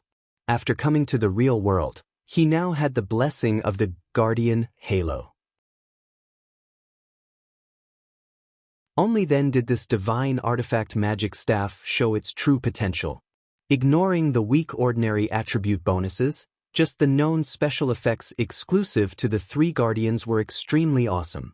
Duque suddenly understood a little why the basic attribute bonuses of this artifact were so low. If the bonuses of endurance and intelligence were also super high, then this artifact would not be grade 6, but grade 9. Duque had no clue how to upgrade this artifact staff. Duque planned to find Medivh or his mother Aegwynn when he had time. Surprises came one after another. At first, Duque's moral integrity only provided additional fire attribute bonuses because the magic power supply was not perfect. Now it was completely different. The system prompted him to inject more divinity into the spiral sword. However, it is strongly recommended that the host carry out the injection of elemental divinity after advancing to the demigod level.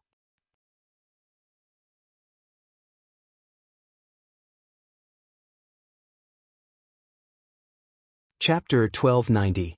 After all, the previous system notification said, if you can absorb more elemental divinity, the power of the divine sword will be greatly increased.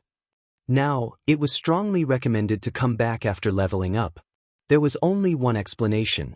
Injecting it after leveling up would be more beneficial to Duque. If Duque was still in a slightly confused state before, now Duque had completely understood that the time to break through to demigod had come. As long as he finished up the work in Naxxramas, with Atish, Duque was now a genuine guardian of Azeroth. If there was anything different between him and the previous guardians, it was that he lacked the demigod magic that was infused by all the members of the Tirisful Council. That wasn't important. As long as he broke through to demigod, everything would be solved. Duke lifted Atish gently and immediately felt that his arcane magic circuit had increased by more than 200%. The surging magic power reverberated in the huge circuit formed by the connection between himself and the divine artifact staff. If Duke, who was a third-class Breaking Dawn, was able to produce large rivers and lakes of mana every second, he would feel like he was in the middle of an ocean right now. Duque turned to face the soul of the ice dragon and said loudly, "Saffron, I ask you, are you willing to be under my command and become my exclusive elemental emissary? Fight to protect the world of Azeroth, wash away your sins, and achieve the ultimate goal of returning your soul to the Temple of Dragon Sleep?" There was nothing to think about. Saffron, who was in soul form, lowered his proud head. "I am willing." Duque didn't say anything else. He raised his staff high, and a beam of blue light shot toward Saffron's huge soul. Like silk being spun from a cocoon, everyone vaguely saw countless black threads being drawn out of Saffron's soul and dissipating in the air. Then the frost aura in the entire hall began to gather on Saffron's spiritual body. A series of sizzling sounds rang out. Under Duque's extraordinary magic power, not only Saffron, but even the hall they were in felt like it was being frozen. It was just that one was coming out and the other was coming in. As the entire space began to become illusory, Saffron's soul began to materialize. The ugly white bones were covered by muscles formed by the condensation of elements. Then, a dragon skin as white as snow appeared out of thin air. 10 seconds later, there was one less fallen bone dragon in the world, and one more elemental dragon that was transformed from the purest frost element. From this moment on, Saffron became an elemental creature similar to the fire phoenix. After dealing with Saffron, it was time to split the loot. The Alliance heroes quickly and simply picked out the epic equipment that they wanted. Of course, Naxxramas' equipment was only at level 80. The rest of the equipment was equivalent to level 60 in the game, so the 15 of them were not interested in it. They would probably leave it for William and the rest. On this day, in the Cenarian fortress in the north of Silithus, the battle was still at a stalemate. Although the Allied forces had gathered the elites of the Alliance, the Horde, and the Dragon race, they were still unable to push the battle to the wall of beetles in the middle of Silithus, let alone the temple of An-Kuraj. Grom Hellhowl, who was covered in mud, was covered in green and yellow. These were the body fluids of the insects. After solidifying, not only did they emit a foul smell, but they also looked very funny. Lord Howl, who had retreated to the fortress, could not help but complain to Thrall, "Great Chief, how long are we going to defend?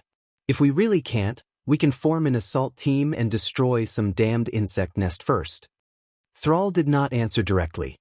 Instead, he asked, "How many elites do you think the Horde will sacrifice to achieve this goal?" Lord Howl was stunned. His expression was one of unwillingness at first, but then it turned gloomy. Although the Horde had brought tens of thousands of people this time, they did not even need to compare it with the thousands of elites who had attacked Blackrock Mountain. Just by looking at the old and the young, one could tell that this Horde army was just for show. It was now the 7th year of the westward expedition. It was far from enough for the new generation of orcs to grow up. Those 5- or 6-year-old children would need at least 10 more years before they could barely fight. There were only 100,000 orcs in the westward expedition. After the conflict with the Night Elves in Grey Valley, the Burning Legion's invasion of Mount Hyjal, and the latest battle with the beetles, it could be said that almost all the orcs who could fight were here. Without the support of the Tauren, trolls, and goblins, the Horde would not even be able to gather 100,000 troops.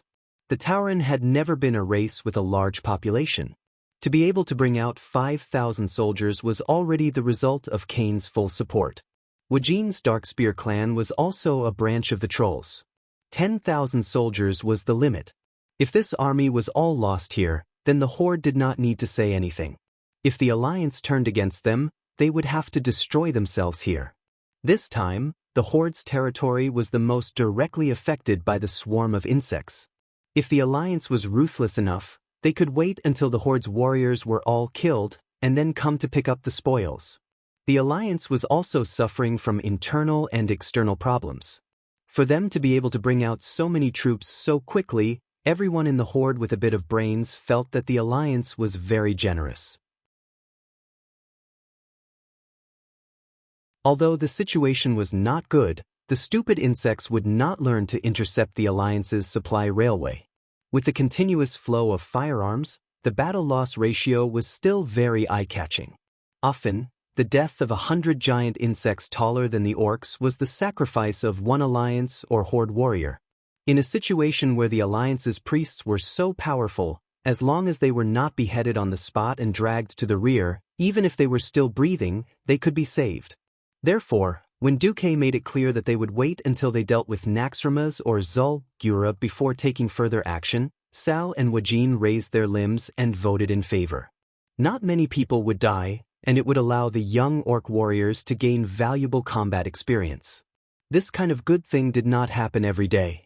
Other than the worry that after the Alliance and the Horde joined forces, it would increase the possibility of the Horde being annexed, there was nothing bad about it. Just as Grom was about to leave, Sal and the others suddenly heard a shrill cry. Warning! There are army-level insects. Army-level insects were super-large insects that could only be killed by an entire army. Thrall and Grom turned their heads and saw the mountain-like beetle in the distance. Again? Damn it! There are more and more of these things recently. Grom spat fiercely, then picked up his bloodhowl and turned to leave. Wait, let's go together. Army-level insects also meant the terrible vitality of the insects. Although the attack power of that thing was not too terrible, the giant beetle was basically immune to existing artillery fire. If it was allowed to rush to the edge of the fortress, it would undoubtedly greatly affect the line of defense. Once the line of defense collapsed, it would be filled with human lives. In the absence of the main force of the Alliance, the lives of the Horde warriors would naturally be filled. At this moment, there was a sudden roar of cannons from the clouds. Obviously, it was a terrifying cannon that far exceeded all the cannons in the Cenarian fortress.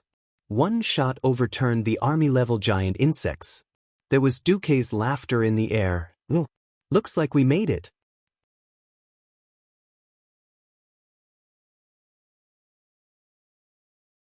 Chapter 1291. Giant ships, cannons, countless men's dreams. Sal and the tribal warriors looked up at the sky. At first, they thought it was another flying ship like the Skybreaker.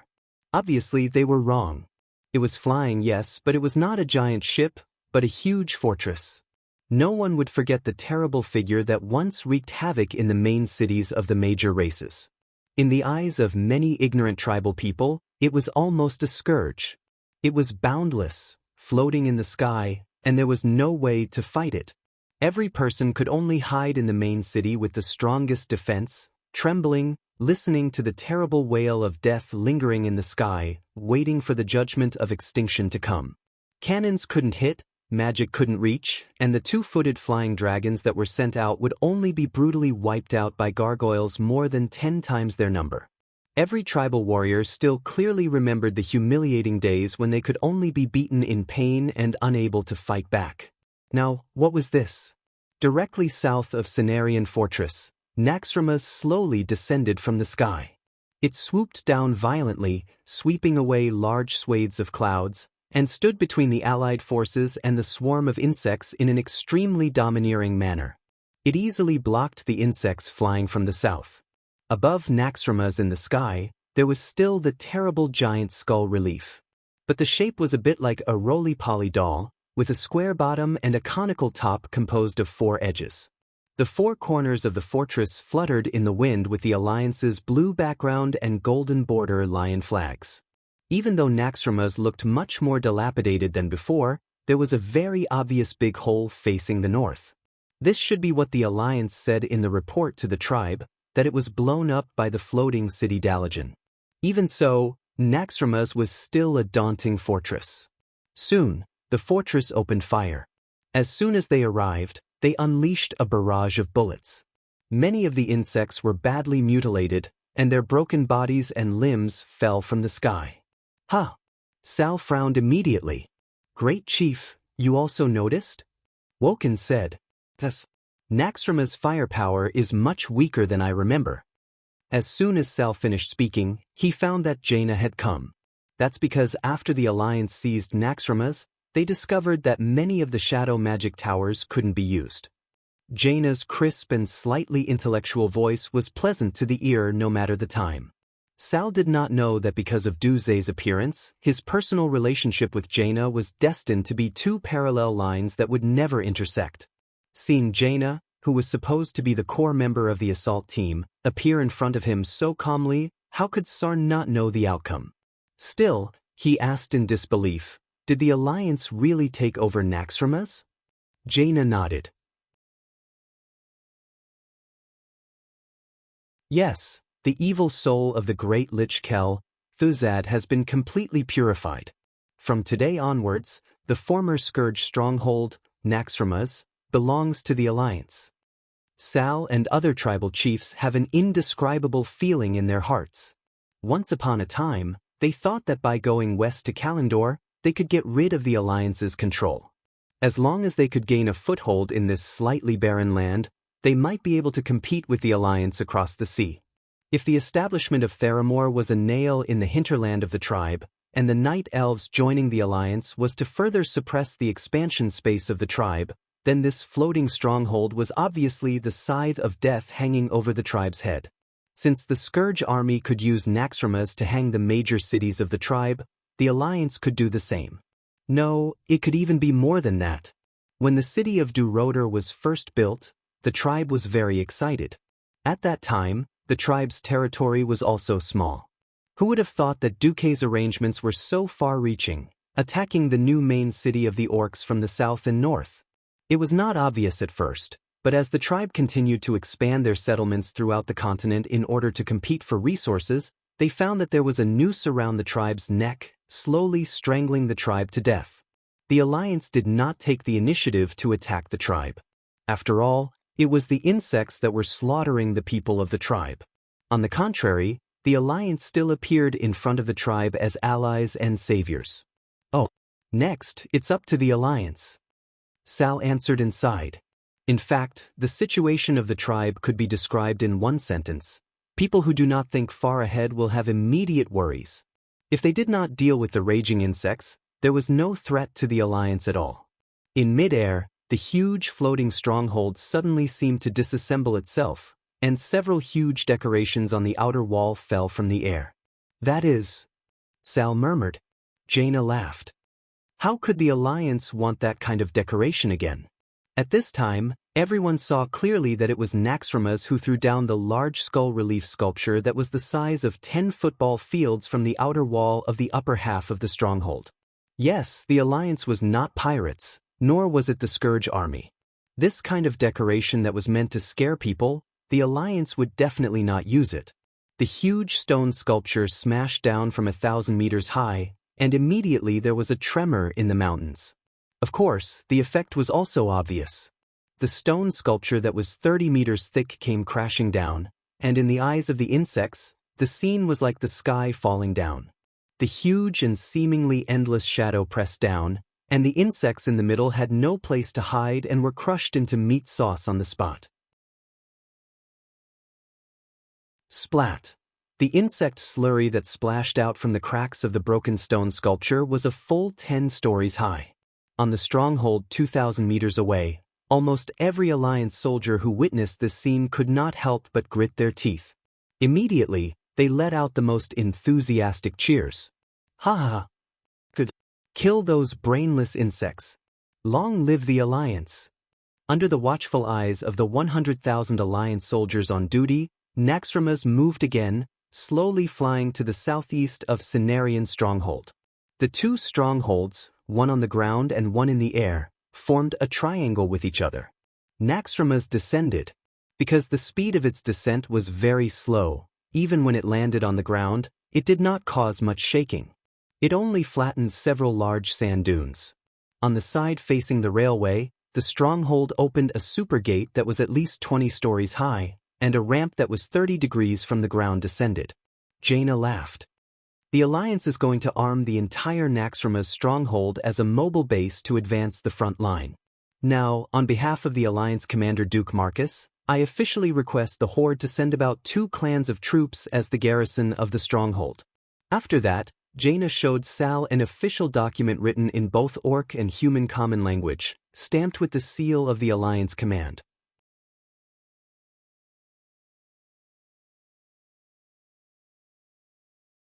Chapter 1292. At this moment, above Naxxramas, Magni was desperately complaining to his subordinates. Not enough. Not enough. Not enough at all. Didn't we inherit the will of the great Duke Marcus, the destruction dwarves who boast that explosions are art? What's the use of this small water gun? When did we become the destruction dwarves?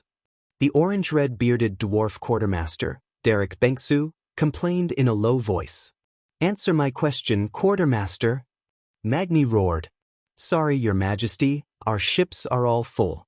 Although the supplies have been transported to the major ports in the Eastern Kingdom, due to transport capacity, we are barely able to meet the daily demand for artillery shells. We are unable to bear the demand for large-caliber artillery shells.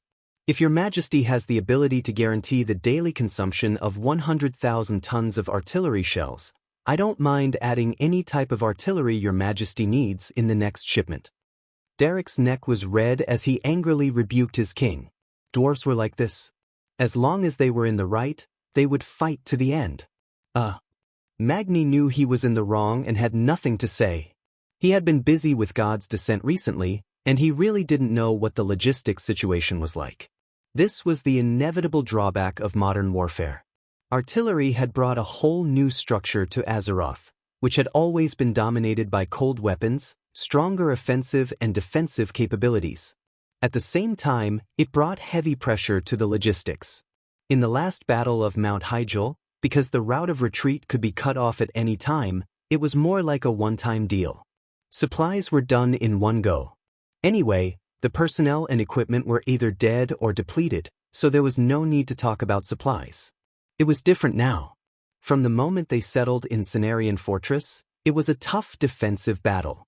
The cost of destroying more than 1 million big bugs was the daily consumption of more than 10,000 tons of artillery shells. Even if all the long-distance ships in the Alliance that could cross the Endless Sea were used, the average capacity was only a little more than 5,000 tons. Even if Duque had the foresight to put several production lines of small-caliber artillery shells in Theramore, and the task of food supply was assigned to Theramore, the Night Elves, and the Horde. Almost all the transport capacity was loaded with munitions, but it was still not enough. As the bridgehead of the Alliance, Duque couldn't put the most expensive and cutting-edge production line there. What if someone smashed it or stole it? She wouldn't even have a place to cry.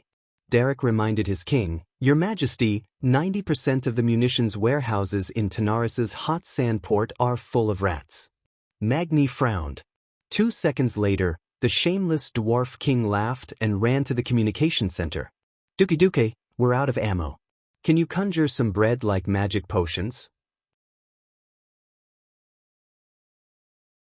On the other side, in front of the magic communication mirror, Duque rolled his eyes.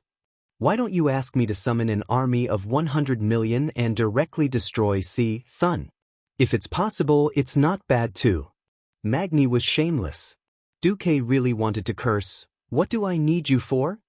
But I just got a tiche and I'm in a good mood, so I won't argue with you." "Where is the place with the most ammunition?" Magni turned his head, and Derek immediately answered, "Menethil Port." Menethil Port was located in the Paladin Bay, north of Iron Furnace Castle. It was originally a garden-like port of Iron Furnace Castle, but it wasn't called that. In order to perfect the estuary of the dwarves' territory, Rotterdam almost exclusively helped the dwarves build this port. Hence, in order to commemorate the Menethil royal family, they named it that way. Now, the Alliance's industrial areas were mainly in the southern continent, and the specific functions were divided. According to the principle of proximity, Stormport was mostly used for transporting food and daily necessities, while the heavy industrial area was undoubtedly Iron Furnace Castle. Although in order to avoid being wiped out by the enemy, Iron Furnace Castle also transported a lot of munitions to Stormport through the underground railway of Stormwind City, and then loaded onto ships to be transported across the sea. Most of the munitions were still stored in Menethil Port. Faced with Magni's request, Duque scratched his head and finally nodded. "All right, I'll do it temporarily, but don't expect me to have free mana every day." With one order from above, the subordinates ran like crazy. In Cenarian Fortress, the Alliance army was in a complete mess. "There's an order from above, empty warehouses 1 to 10 in an hour." Originally, these warehouses were used to store ammunition. Now that there was a lack of ammunition, they were all filled with cannons and steam tanks that were either scrapped or waiting to be repaired. The group of dwarves blew their beards and stared, completely dumbfounded. There was only so much empty space in the relatively safe defensive circle of the fortress. Where were they supposed to move the things in such a short time? 1 hour. Not to mention tools, they couldn't even make it in time when there was a serious lack of steam cranes. Hence, a majestic scene appeared. A large group of dwarves either drove the deity's descent or pulled the tribe's warriors over to be strong men. In Menethil Port, the dwarves were originally very lazy. Apart from the sentries and patrols, the dwarves were so bored that they were bragging. It couldn't be helped. The Alliance's ships were basically very accurate. When there were no ships, no matter how many munitions the Iron Furnace Castle transported, they could only be thrown into the warehouse at the port. Suddenly, the Alliance's lieutenants rushed into the barracks. "Hurry, hurry." Alliance Commander Duke Marcus's direct order: prepare all the ammunition and large-caliber cannons stored in the warehouse within an hour. Bring them all to the square and wait for orders. The dwarves' quartermaster and logistics personnel were all dumbfounded. "So much. How do we transport it? There are at least 300,000 tons of cannon ammunition here. And that's not counting the ones stuffed on the road. Where did the Alliance get these new fleets? How would I know? Maybe the Alliance's strongest mages are preparing to open a portal." This dwarf lieutenant's words were like a prophecy. Right? He guessed right. Duque was going to open a portal directly. After the tens of thousands of people below were exhausted, Duque didn't care so much. He just held up a tiche and started working. But thinking back, this thing could only open a Karazhan portal and send people to Karazhan. Duque muttered to himself. Of course, as a good, pure, and lawful citizen, Duke would often use a tiche to open a Karazhan teleportation portal beside the teleportation portal that the other mages had opened to return to Ironstove Castle or Dalaran. Of course, as a good, pure, and lawful citizen, Duke knew that many of his party members were very talented in destroying the Hearthstones that could teleport them home. He even put the two portals almost together. In the end, a bunch of people who didn't know the truth were bitterly sent to Karazhan in the wilderness just like that. Achim, it was purely a slip of my hand. You really can't blame me. Ha! No one would have thought that an evil priest could actually open a Karazhan portal. At that time, Duque was scolded quite a bit, but Duque was very proud. He had one of the 1167 Atish in the entire national server.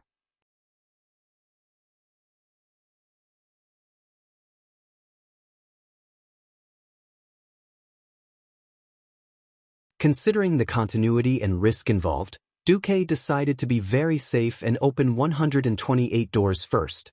In the open space of Menethil Port, the dwarven logistics troops were all stunned as if they had seen a miracle. They stared at the desert world and the magnificent elven-style fortress on the other side of the portal, completely speechless. All of the dwarf's flattery and speech were stuck in his throat. "What are you waiting for? Do not increase the burden on Commander Marcus." On the fortress side, the dwarf quartermaster Derek's angry voice finally woke up the dazed guys on the other side a little. The dwarves immediately shouted and began to hurriedly send the munitions boxes through the various portals along the makeshift conveyor belt. "Be careful, idiots. Even if there is shock absorption equipment inside, if it accidentally explodes, it will blow us all up into the sky." The third team. First transport the 155mm ones. The cannons on the other side have priority in resupplying ammunition. Before starting, every field officer had given a death order to the lieutenant below. The lieutenant gave a death order to the non-commissioned officers. Most of them very cordially conveyed to their subordinates, such as, "The cannonballs that can't be transported will be stuffed into your mouth," so none of the dwarves dared to be lazy. In addition, Duque used a projection to mark the remaining time on each portal, which made every dwarf move more quickly. In the Cenarian fortress, the tribe was also shocked to the point of being completely speechless. Could such a large-scale teleportation really be done by mortals? Sal's body leaned slightly to the left, and a ghost-like shadow appeared beside him, the former Sun King, now the leader of the forgotten, Anastrian. As a newly promoted tribal leader, Anastrian put his position in the right place, at least it looked like this. He covered his left chest with his right hand and bowed slightly. "I can't do it." At most 3 portals of the same level, each delivering 50 fully armed tribal warriors, is already the limit, and the consumption of magic gems is massive. If the Well of the Sun was still in my hands, then it would be 10 portals at most. Wajin asked in a low voice, "Aren't you all Breaking Dawn archmages?" Anastrian's mouth was bitter. "In terms of rank, I'm not much different from Duke Marcus. But his talent in the field of multicasting is above me. The key is that my thieves saw that he inherited the divine staff of the previous guardian, Mediv. The legendary astral staff that can break through space. Atish, the legendary staff of the guardian?" Sal muttered to himself, and the bitterness in his voice became even stronger. Although he didn't know what price Duque had to pay for such a large-scale teleportation, it wouldn't be too light, but it definitely wouldn't be too heavy, otherwise no one would be able to afford it. Even so, the Alliance's epic-making supply method had already made the Horde look up to it. If it was just the flying warships, the Horde still had a chance to imitate and catch up, but the flying fortresses and large-scale teleportation made Sal completely despair. This was already something that had nothing to do with the technology tree or talent. Unless the tribe was lucky enough to dig up another floating fortress left behind by the Titans and get their hands on a space staff that was close to Atisha's, not to mention that they had complete trust in Anastrian and were not afraid of her betrayal. Damn, there were so many ifs, and if they could all be done, it would be a miracle among miracles. The reason why miracles were called miracles was because they were basically impossible to happen. Sal's heart was heavy. In fact, this was Sal thinking too much. In the original history, during the period of the King of Draenor, the Alliance and the Horde jointly attacked Draenor, which did not explode. It was in the Moon Shadow Valley that the Alliance quickly built a huge fortress almost from nothing. What did they rely on? It was by relying on the portal. A large number of soldiers and craftsmen came from the huge portal. Materials such as wood and stones were locally obtained, but craftsmen and key alloy parts were all transported from the major cities of the Alliance across planets.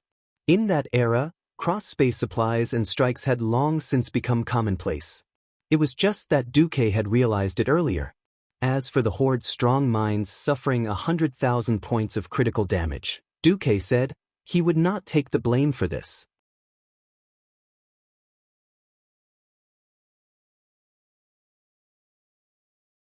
Chapter 1294. The Dalajan could also fly, but the Dalajan was the capital of a country. It wouldn't be good if it was damaged on the front lines.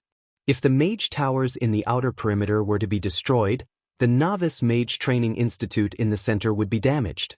Forget about whether Luo Ning, who had died somewhere, would be furious when he returned. Duke would definitely be heartbroken. Right now, Dalaran was his backyard and a training ground for talents. So whether it was attacking or defending, Naxxramas had to go first. As the strongest offensive fortress in the Alliance, if it didn't have tens of thousands of cannons, how could it satisfy the vanity of Duke, who was a proponent of cannons and ships? But it wasn't easy to rebuild the flying stronghold. If there was anyone to blame, it was Duke's fault for tormenting Naxxramas too thoroughly. First, he let the Dalajan give it a shot, then it fell from the sky into on Karaj, where the bugs almost tore it apart. In the end, Duke gave up a few areas in order to clean it up. Naxxramas was now empty inside. Many places were hollow, and who knew how long it would take to rebuild? But the Alliance didn't have the time to do this. Duke could only use the system to calculate the balance and install cannons on the stronghold first. Balance was very important. Whether it was a ship or a plane, it had to be calculated before departure, otherwise it would overturn. With the plague area almost completely destroyed, the weight of the cannons was a huge project. Fortunately, Duke had the system elf to help him calculate. It took a full 3 days for the dwarven craftsman to work overtime, almost without sleep, to help Naxxramas install about 2,000 cannons and prepare about 50,000 tons of shells. Although 50,000 tons was a lot, before industrialization, the dwarven things were all thick and hard. It wasn't much to use. But it's enough for now, Duque concluded. In the command hall of Naxxramas, there was a sudden uproar. When do we attack? The one who asked was Lord Rorgrum. For the brave orcs, they had only been defending and not attacking for a while. Moreover, the few huge bug nests in the Silithus region were the biggest scourge. As long as the worm nest was not destroyed, the worm queen inside would be able to continuously produce a large number of large worms and cause trouble everywhere. These destructive bugs, or bugmen, were absolutely terrifying. They didn't mind meat or vegetables, and anything that could be called a living creature could be their food. The vultures in the sky, the scorpions and snakes in the desert, and even the cacti could be their prey. Just like that, the queen of the swarm unscrupulously replenished her nutrients, and then gave birth to 4-digit eggs every day. In less than 10 days, a new batch of giant insects would emerge from their cocoons and continue to wreak havoc everywhere. Therefore, destroying the hive was imperative. Faced with Master Howl's question, Duque pondered for a moment and said, "The day after tomorrow. I'll greet the dragons first." Duque didn't notice, or perhaps Duque intentionally or unintentionally saw a pair of eyes filled with hatred because of the words, "the day after tomorrow." Compared to the tribes whose homes had been destroyed, there was a leader of the Alliance who hated these worms even more. But ever since he arrived at Cenarian Fortress, nothing was up to him. He was Fandral Staghelm. Having lost his son, he was eager to attack the swarm, but Tyrant held him down tightly, forbidding him and his elite druid troops from leaving the fortress to attack before the main force returned. In the end, he even hated Duque. Now that Duque was attacking from the rear in order to reorganize, it made him grit his teeth even more. But Duque ignored him. He let Magni discuss the deployment of troops with Thrall, while he used the compass to find Alexstrasza. "Oh, Your Highness, are you worried about the big trash in the void?" The remains of the burning legion's warships. The Red Dragon Queen's eyes lit up in the magic mirror. The continuous battle in the void had caused great losses to both sides. The dragons dead had their companions collect their corpses and send them back to Dragonbone Waste to be buried, but the large number of space warships used by demons became a headache. If it was the corpses of demons, the dragons could use their powerful bodies to ram through them, but the harder and larger wreckages could not. And as the number of wreckages increased, the dragon's ability to find enemies decreased. Alexstrasza's interest was piqued when Duque suddenly mentioned the big trash. "Hee, what good suggestion do you have?" "Let's hear it." No one knew what Duque discussed with the queen. Anyway, the day of the army's deployment was fast approaching. Door of Darkness 22, March 18th, 8 a.m. Uncharacteristically, Duque wasn't in charge of the Alliance's main attack this time. The commander-in-chief was Magni, the cannon maniac, while Thrall and Tyrande were in charge. Outsiders might not understand, but those familiar with the Alliance knew that under Duque's guidance, the Alliance had long since abandoned the medieval style of warfare. Now, as long as the conditions allowed it, they would use their cannons to bombard everything that could move within their field of vision. No, today was a little more special. Standing on the platform that Naxxramas had specially opened up, looking down at the ground 3,000 meters above the ground, it was a strange feeling. This height had long surpassed the height that flying insects could climb. What was a beating up? This was a beating up. Thrall's eyes narrowed. He could already see the outcome of this battle. This was like using cannons to fight primitive people. It was just that unreasonable. All right. Your Excellency Tyrande Whisperwind, since Duque has left the opening to you, my little fellows and I will watch the show first. Magni gave up the main position. Thank you, Your Majesty Bronzebeard. Tyrande didn't stand on ceremony and stood in the middle. Time was up. Tyrande raised her head slightly. Her clear eyes seemed to emit two sharp rays of divine light. It pierced through space, through the clouds, and looked straight into space. A second later, Tyrande's long green hair suddenly started to flutter even though there was no wind. She only wore a golden bracelet, and her well-developed arms were raised high, revealing the beautiful lines of her muscles. She focused all of her attention, as if she was searching for something and guiding something. She shone brightly, and under Elun's divine power, the clear sky suddenly darkened. The sun and clouds seemed to have disappeared, and everyone could suddenly see the stars in the sky. Above the atmosphere, a void battleship that had been broken for who knew how many years was being pulled by several ancient dragons was changing its orbit, falling from the planet's synchronous orbit into the designated route. Soon, in the pitch-black void, a long line of fire lit up the entire defense area of the dragon aspect. Even in the midst of patrolling, the soaring dragons still turned their necks to look at that bright red.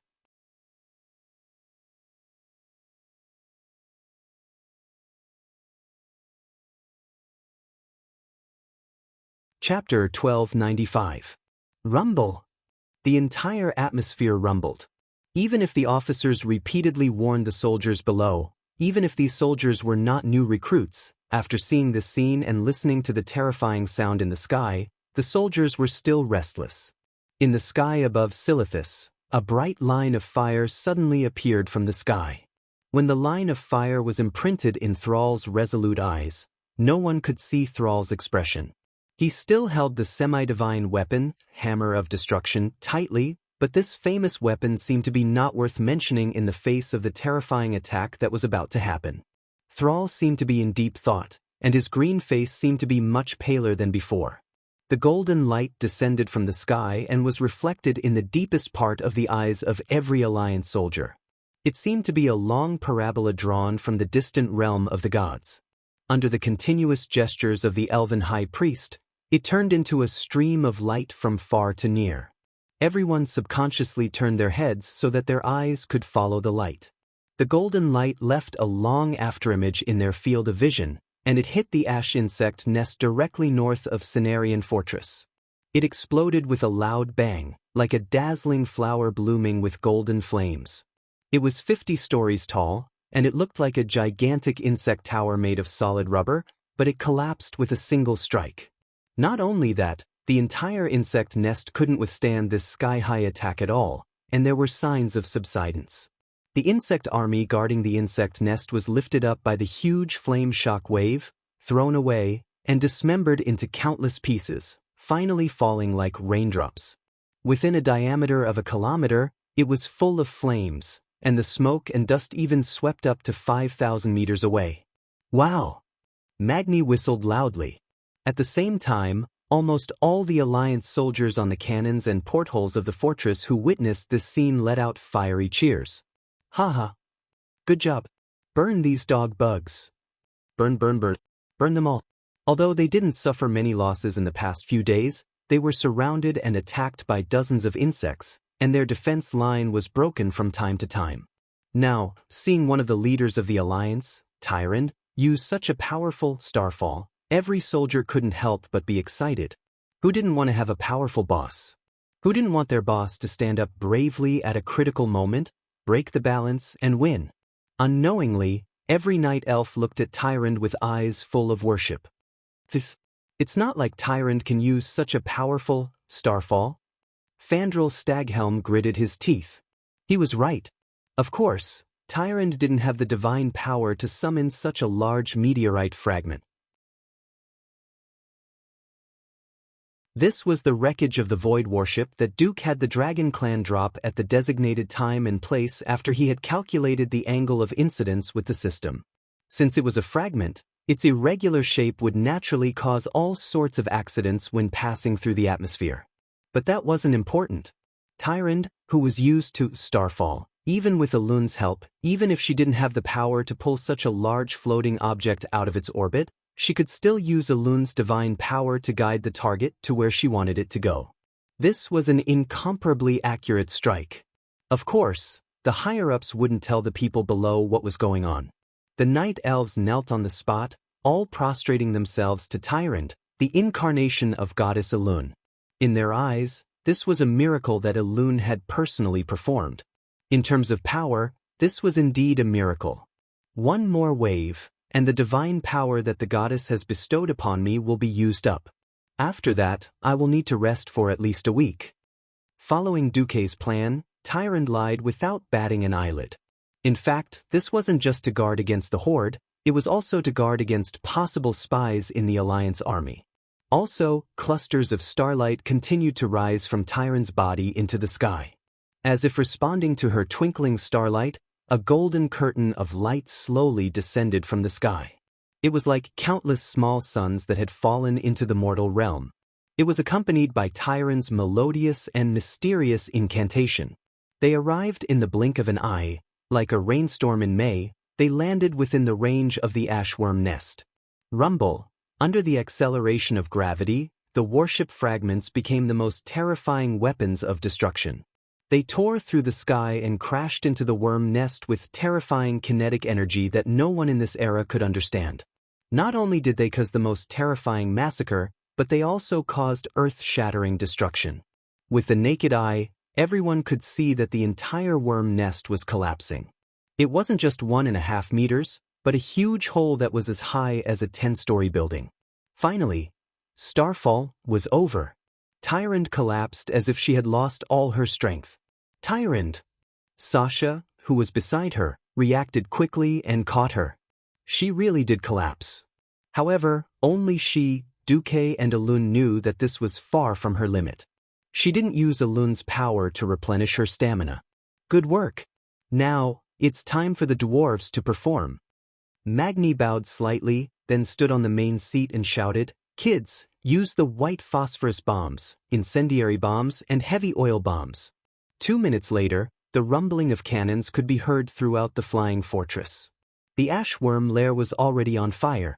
After all, the falling meteors weren't real fire elemental attacks. Now that they had enough ammunition, the dwarves turned the entire worm nest into a sea of fire. Speaking of which, if these things were used on humans, it would definitely be insane. For example, if the white phosphorus bombs burned a person, they could burn through the skin all the way to the bones. It felt like it was comparable to the skinning spells of the Calamity Army. If it was used on insects, who cares if they die? Only dead insects are good insects. Understand? The furious cannons continued for a full hour. After firing off over 10,000 tons of cannons, the beastmen were already numb to the sound of shells retracting, not to mention the continuous sound of cannons. Fortunately, they had given out earplugs early on. Otherwise, all of them would have become deaf. Until noon, when the Alliance and Horde mages used large-scale magic formations to cast war-level spells and extinguish the fire with frost, it was finally the infantry's turn. Go! We need to find the queen of the worm nest. We just want her corpse. The infantry of the Allied army, who had been holding back for so long, finally had a use.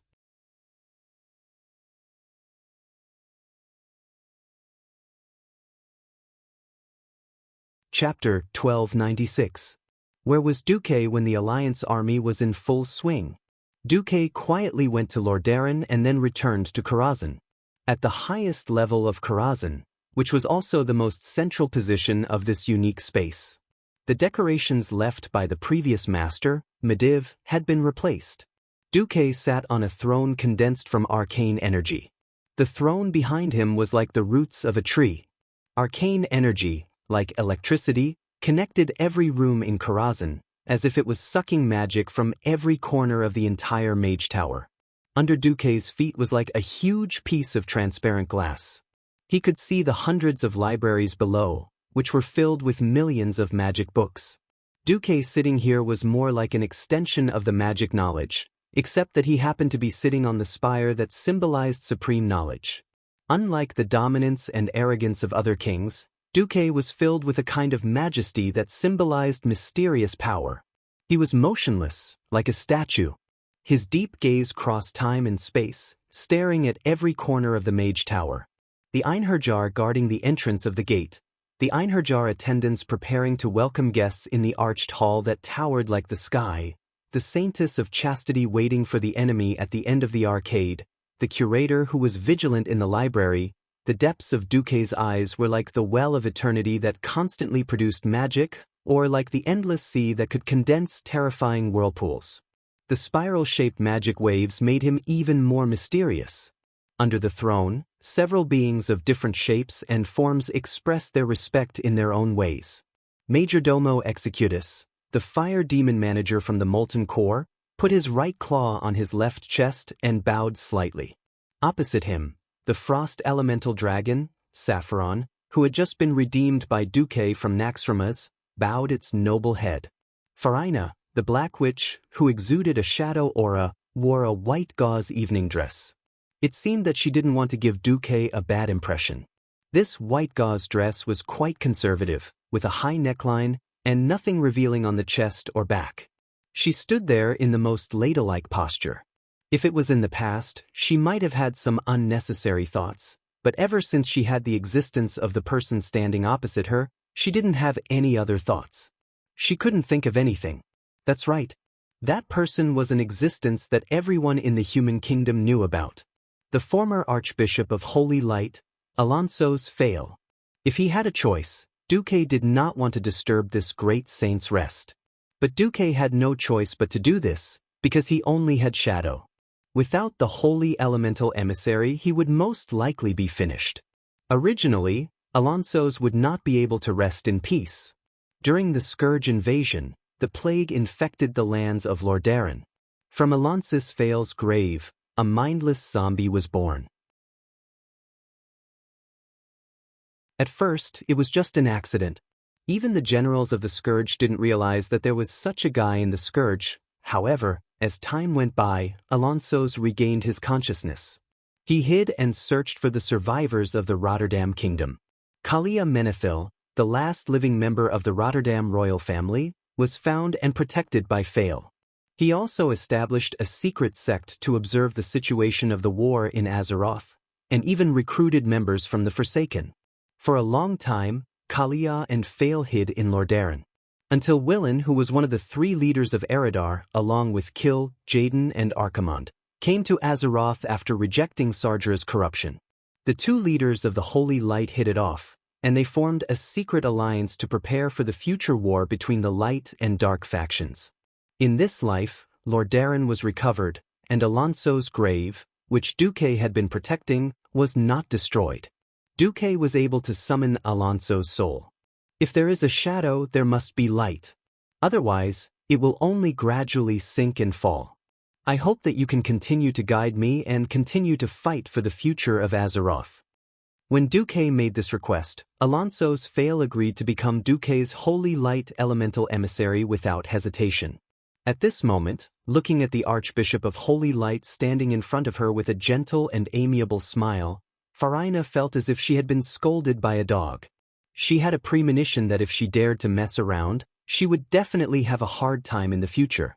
With a top-notch holy soul, Alonso's talent was unquestionable. However, there were too many existences with shadow souls. Even if Alonso's couldn't be replaced, Farina could be replaced at any time. Farina felt like crying. Next to Alonso's was the redemption knight Thaddeus, who had reverted to the appearance of a paladin. He no longer appeared in the form of a monster. His soul looked like that of a paladin, but instead of bursting out with crackling lightning, he was a natural element thunder knight.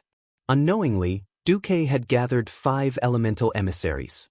However, everyone knew that there was at least one more. As a priest, holy and shadow were necessary. Similarly, as a mage, once they had fire and frost, all that was left was arcane magic.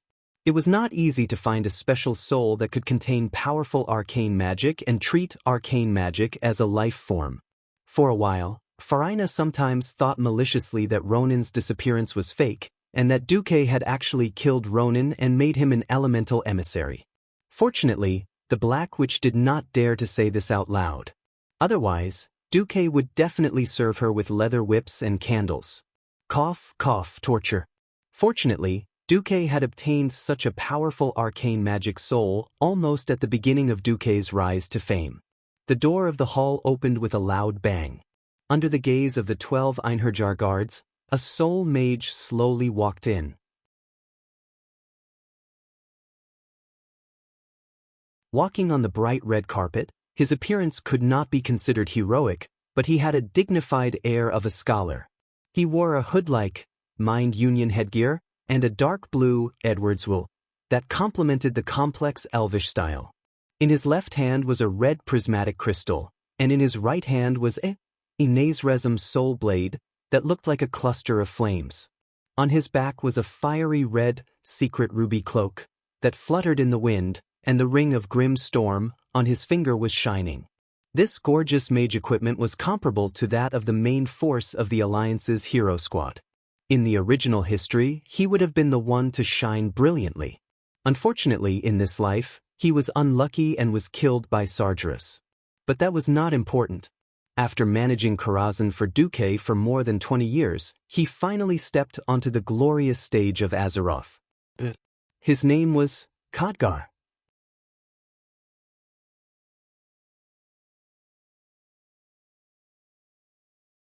Chapter 1297. Khadgar was supposed to be the third great mage who could destroy the heavens and the earth. In history, he would often single-handedly blow up bridges, block dams, and cause chaos to the iron horde that was created by the brainless roar that ran away. Looking at Khadgar's translucent face, which was still young because of his early death, Duque felt a little guilty. But this was fate. If not for Duque, perhaps he would still be as powerful as he was in history. Since Duque had taken over his fate and done better than him, Khadgar could only do so. If not for Duque needing an arcane elemental emissary to break through to the demigod level, Khadgar would probably still be a pitiful earthbound spirit in Karazhan. Managing the library and fighting the occasional invading monsters, this was Khadgar's unchanging life. His translucent spirit body was clad in solid cloth armor, and he did look a little out of place. Soon, this would not be a problem.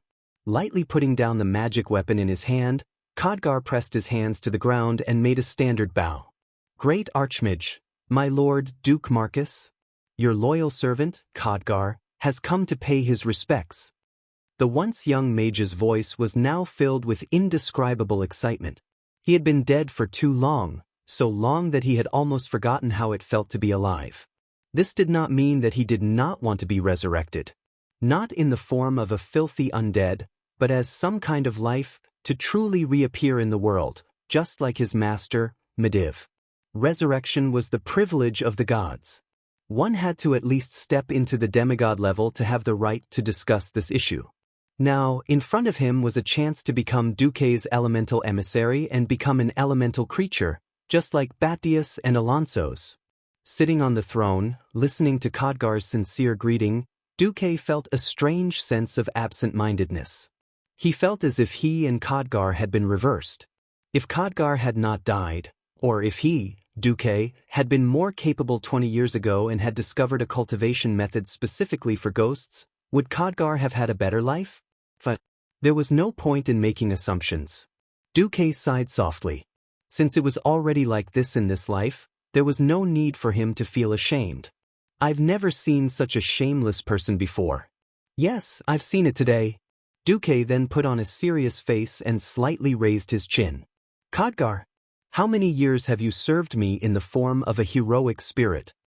Khadgar lowered his head deeply. It has been 22 years, my lord. All this time, I have been doing my best to fulfill the duties of a servant and help you protect Karazhan.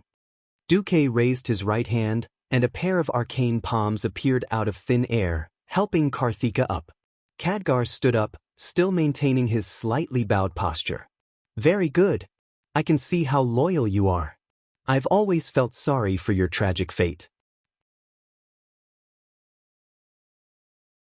Duque cleared his throat and continued, I've always believed that the reason why people are noble is because they have the desire for knowledge, the desire to explore, and the courage to fight against fate. Tell me, Khadgar, are you willing to be a ghost mage forever? Khadgar took a deep breath, even though this action was meaningless to a ghost. If this is your will, my lord, I will accept it. The corner of Duque's mouth rose. Unknowingly, Khadgar had already learned so many ways to speak. Back then, he had still been a hothead. Perhaps this was what growth was like. Age and circumstances would always smooth out one's edges. Right now, I have a better and more dangerous choice for you. You can choose to become my arcane elemental emissary and help me control the power of the arcane domain. But the price is that from the moment you agree, you will become a special life form attached to me. If I die or fail to become a demigod, you will be like me, soul. Fly. Soul. Disperse. Do you understand what I've said? Faced with Duque's question, Khadgar nodded again and said solemnly, very clearly. That's right. If he maintained his current state, Duque would definitely let him continue to be the administrator of Karazhan. But so what? With Duque's immortal state, unless Duque died in battle, waiting for the next ruler of Karazhan was something that would never happen. If Khadgar could not even grasp this opportunity and did not have the courage to do so, how could he rise in the future? Without even half a second of hesitation, Khadgar raised his head and said in a clear voice, if this is the choice you give me, my lord, then I will choose to fight with all my strength. I hope to become a higher and stronger life form and help you, my lord. A smile blossomed on Duque's face. Very good. This is the Khadgar I know, the one who never lacks wisdom and dares to challenge himself. Duque stood up and slowly walked down the stairs made of the purest arcane energy. He raised his right hand, his palm facing Khadgar's forehead. Khadgar, what I am about to do is different from the other elemental emissaries. You know that. Arcane magic is the most basic and important core of the three elements of a mage. Thus, I will modify your soul so that your new form will be completely connected to my magic circuit. Your soul will be an extension of my magic circuit, and you will become the core commander of the other elemental emissaries. I'm not afraid to tell you that this process will be very painful. In a sense, to use an inaccurate analogy, if Duke was a complete iPhone and smartphone, then an ordinary elemental emissary would most likely become an existence equivalent to a power bank in normal times. They would help Duque communicate with the elemental realm, absorbing and filtering more elemental energy for Duque to use. However, Khadgar would become Duke's auxiliary chip, RAM, and power bank, a special existence that combined all of these functions into one. He would be able to use magic to attack enemies for Duque, but he would also be like a command tower. Duque would even give Khadgar a portion of the System Elf's computing power. Because recently, the System Elf had finally reached its limit. When calculating the trajectory of the warship wreckage in the atmosphere, Duque felt a wave of fatigue. Faced with Duque's physique, Khadgar's reply was resolute. I can endure it. Indeed, only someone as talented as Khadgar would be able to withstand this pressure. Then let's begin. Duque's palm lightly pressed against Khadgar's forehead. As his palm felt a slight chill, a large amount of magical information began to rush into Khadgar's sea of consciousness. Ugh! Khadgar let out a muffled groan.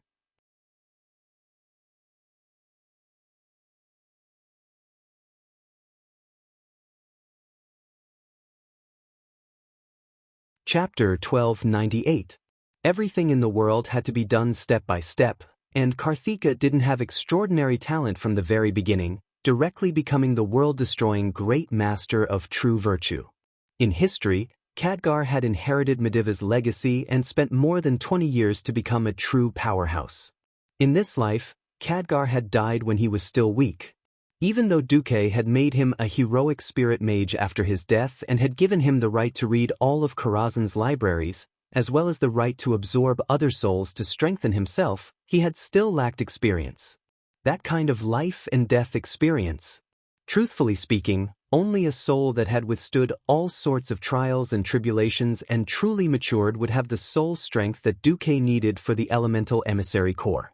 The moment he touched Khadgar's soul, Duque knew that he was disappointed. Not enough. Far from enough. Khadgar's soul strength was barely on the level of a radiant moon mage. In the Alliance, he was only slightly better than mages like Gina Goldsword, and he couldn't even compare to Astromancer Solarian, who had joined Duque's side. The arcane energy that Duque had poured into Khadgar's body quickly reached saturation. It wasn't that Duque didn't want to pour it in, but that he couldn't. Even if Duque created new magic circuits for Khadgar on the spot, Khadgar's soul wouldn't be able to withstand these circuits. Duque's eyelids twitched violently. The problem now lay in front of Duque. Should he give up or find a new path? Khadgar's entire body trembled violently. He was very clear about the state of his soul. At this moment, Duque had almost stopped pouring mana into him. Compared to Duque's boundless, ocean-like mana, Khadgar's capacity was far too small. Master, have I disappointed you? No, I should say that I was too impatient for success. Then, Duque let go of his hand and fell into a long silence. Using the elemental emissary to help him share the burden of becoming a demigod by relying on multiple elemental domains seemed to be stuck. Everything must be divided into primary and secondary. Without a core, there would be no branches. As the foundation of magic, the existence of the Arcana School was absolutely necessary. Similarly, the Arcana School's elemental envoys were also necessary. Duque repeatedly searched through his mind. Apart from Khadgar, Duque could not think of anyone else who could become an Arcana Technique elemental core. Arcana techniques were the foundation and the most versatile of them all.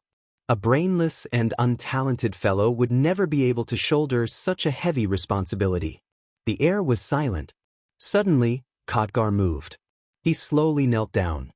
His movements seemed to be in slow motion, and every detail was filled with reverence. My lord, I feel that the limits of my soul shouldn't stop here. I think I should have a greater possibility. If you have any other methods, Master, I am willing to give it a try. Even if my soul is annihilated, I will not hesitate. Khadgar gritted his teeth, a resolute expression on his face. It was almost the expression of a martyr. The surrounding elemental emissaries originally had the mentality of watching the ceremony, but at this moment, their expressions completely changed. There were no whispers, no whispers. The air was filled with a fanatical and focused aura. Duque took a deep breath and raised his head. After muttering to himself for a few seconds, he lowered his head and looked at Khadgar. Khadgar, did you know? I once traveled through time and space and went to the ancient war 10,000 years ago. I've heard of it. At that time, I borrowed the power of the Time King, Nozdormu, to peek into Azeroth's past and future. At the same time, I also saw you in a different timeline. Being able to reverse the flow of time and enter a different parallel space sounded like a fantasy. As a pursuer of magic, an explorer of the source of magic, and an official disciple of the Mediv, Khadgar's understanding of time and space far surpassed that of others. Suddenly, Khadgar smiled bitterly, and an expression appeared on his face as if he was about to cry. Is the Khadgar in a different timeline more useful than me? Not just useful, but incomparably glorious. This will be a long story. Are you willing to listen? Khadgar nodded solemnly. Together. Since the beginning of the Dark Portal. Duque's voice became ethereal and illusory. At the same time, a thought wave entered Khadgar's soul. This was a video created by the system Elf using a full 3D image. After it was slightly blurred, It felt exactly the same as when Duque peeked into the river of time. Khadgar was deeply immersed in this seemingly illusory image that was connected to his fate. It was as if another part of his life had been highly condensed, and Khadgar was soon unable to differentiate which part was his true memories, and which part was what Duke had shown him, which part was his fate in the other world of balance. It was not just a look. Khadgar was completely immersed in it. He could clearly understand why he had made this decision. In the time it took for a spark to fly off a flint, what kind of emotions and thoughts did he have to make each and every decision? In this world without Duke Marcus, that's right. Everything had changed. In that world, it was Khadgar, Garona, and Lothar who had raided Karazhan. It was also him who had unfortunately been hit by Mediva's spell, causing him to have white hair and wrinkled skin at a young age. It was also him who had killed Sargeras. Unfortunately, from that moment on, he had also become the murderer of his teacher, the savior of a nameless world. He remembered every detail of his immersion in the study of portal magic. He clearly remembered that the dark portal had opened again, and the orcs had begun to attack the watchtower.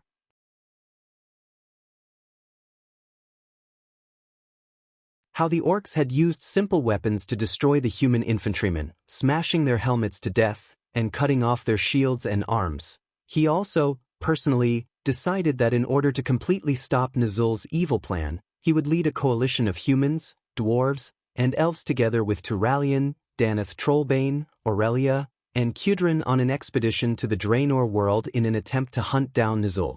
In the end, in the final battle of Draenor, Ricard ushered in that fateful explosion. He could still remember that his mouth was wide open, and he screamed silently.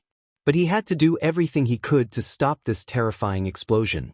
Such a huge amount of energy. It was like a spreading flame on the plains, running wildly through his body, burning his magic circuits, and making it almost unbearable for his senses. Then, everything returned to silence. Soon, he turned from a participant to a third-person spectator. He, Khadgar, was regarded as one of the 5 heroes of the Dark Portal, and a statue was erected in the King's Valley in Stormwind City. I am a hero.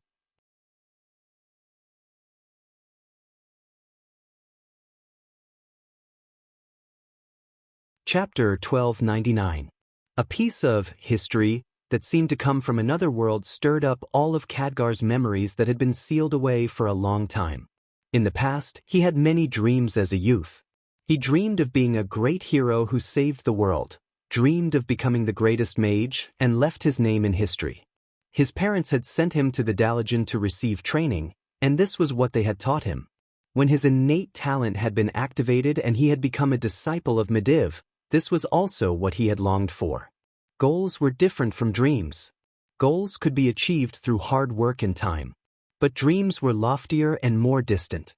All of a sudden, he was told that in the other world of Azeroth, he was a hero. All of a sudden, all of his dreams, all of his vanity, and even the occasional hollow feeling in his chest were filled in an instant. The feelings that had been dormant in his soul for a long time seemed to have been awakened. So, I can also be this strong, and I can be so worshipped? This feeling was truly wonderful, but in the next moment, Khadgar was startled awake. Was this hero still him? Did the things that happened in the parallel world have anything to do with the main timeline that he was currently in? Khadgar's head suddenly jerked backwards, and his entire body arched backwards. Perhaps in that world, he was like the main character in all the legends of heroes, the gathering point of the world. But it was precisely this feeling of reality that brought him a new and dangerous experience that made him feel a little unreal. As Duque's thoughts stopped, Khadgar found that his senses had returned to normal. He panted heavily.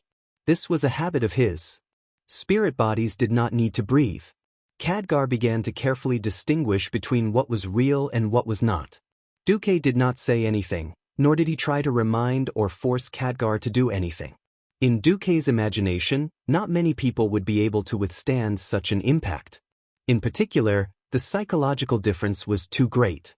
How many people would be able to withstand suddenly knowing that they could actually be amazing after living such a terrible life for 20 years? From Duque's perspective, this was like opening Pandora's box. It could release many terrifying things, such as the most negative emotions. But don't forget that the final item in Pandora's box was hope. Therefore, Duque wanted to take a gamble no matter what. He wanted to see if Khadgar, the most powerful great mage in history, lived up to his reputation. It had nothing to do with one's ability to comprehend magic. There were too many talented people in this world, but how many of them could become successful in the end? Apart from talent, success depended more on willpower. Khadgar's willpower had always been strong. Oh! Khadgar panted heavily. Can I see it again?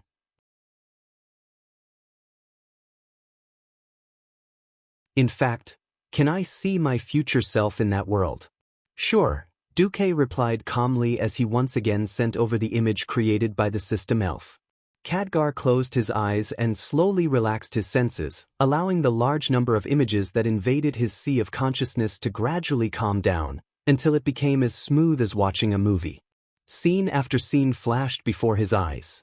Khadgar was once again immersed in that virtual me from another world.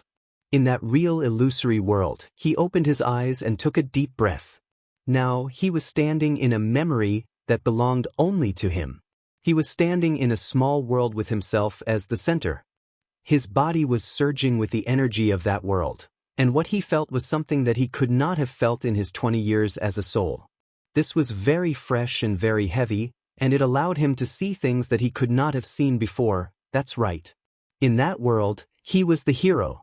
He was the leader. At the same time, he had to bear many things that he did not need to bear in the main storyline world. Almost every choice of a high-ranking person was accompanied by pain and sacrifice. There was nothing that could be achieved without paying a price, and there was no war that did not involve death. In this world, he had been a miserable low-ranked mage when he was alive. After choosing to preserve his soul, he only needed to fulfill his duty as a steward. He could push all the dangers to Duque and be his own librarian, roaming in the sea of books and immersing himself in magic experiments. In that parallel world, he was the most important magic consultant of the Alliance, as well as an important leader of the Alliance. Every speculation and decision regarding the realm of mystery was incomparably heavy. It had to be said that Khadgar's heart was in a mess, and he was even feeling bitter. But at this time, Khadgar saw something else. It was something that Duque had intentionally or unintentionally let him see. Sometimes, without comparison, there would be no harm. Khadgar saw that under Duque's leadership, the first and second dark portal ended in 2 years. In his own world, it had taken 6 years. In this world, Duque had vigorously developed technology and economy, turning the tide many times. In the field of conventional warfare, the Alliance had almost completely suppressed the enemy. On his side, the Lordaeron kingdom had been destroyed, and there was also Alterac, Rapid's castle, Kuel Salis. Almost all of Lordaeron had been destroyed. Then, Gloom City had risen, and the Sin Dorii kingdom had sided with the Horde. Only when they were placed side by side could Khadgar truly understand just how great the difference between the two worlds was. Khadgar was in a mess, and his mind seemed to have turned to mush. He did not realize that while his thoughts were in chaos, the other 5 elemental emissaries were watching in shock as Khadgar's soul strength increased exponentially. This is... Thaddeus' face was filled with disbelief. Only a soul that has been tested is the strongest soul. Alonso sighed. Duque did not disturb Khadgar. Dooku was throwing caution to the wind, completely throwing caution to the wind. He really did not know how telling Khadgar the truth would affect this steward of Karazhan, who had loyally watched over him for 22 years. He could only gamble. Khadgar's breathing became rapid. Finally, after 2 minutes, he seemed to have calmed down. Duque asked in a low voice, "Khadgar, is it a pity? Is it resentment? Perhaps the original you could have done better." Khadgar raised his head and smiled. As expected, the work of a bronze dragon is difficult for humans to accept. When I saw how valiant I was in the other world, I was a bit confused as to which one was the real me. Duque said, "Have you thought it through?" "I have. The me in this world is me, and the me in the other world is also me. Since the me in the other world can do it, I think I can do it well in my own world. At this point, Khadgar revealed a mysterious smile. I know what you are worried about, my lord. I want to say that your worries are unnecessary. Unnecessary? Just like how you had countless chances to become the emperor, but you gave up on it. My reason is similar. The world is about to be destroyed by demons, so I don't care who is going to be the hero. You're tuning in to the Wang Lin's Journey YouTube channel. Don't forget to subscribe and join us on this journey to catch the most captivating stories.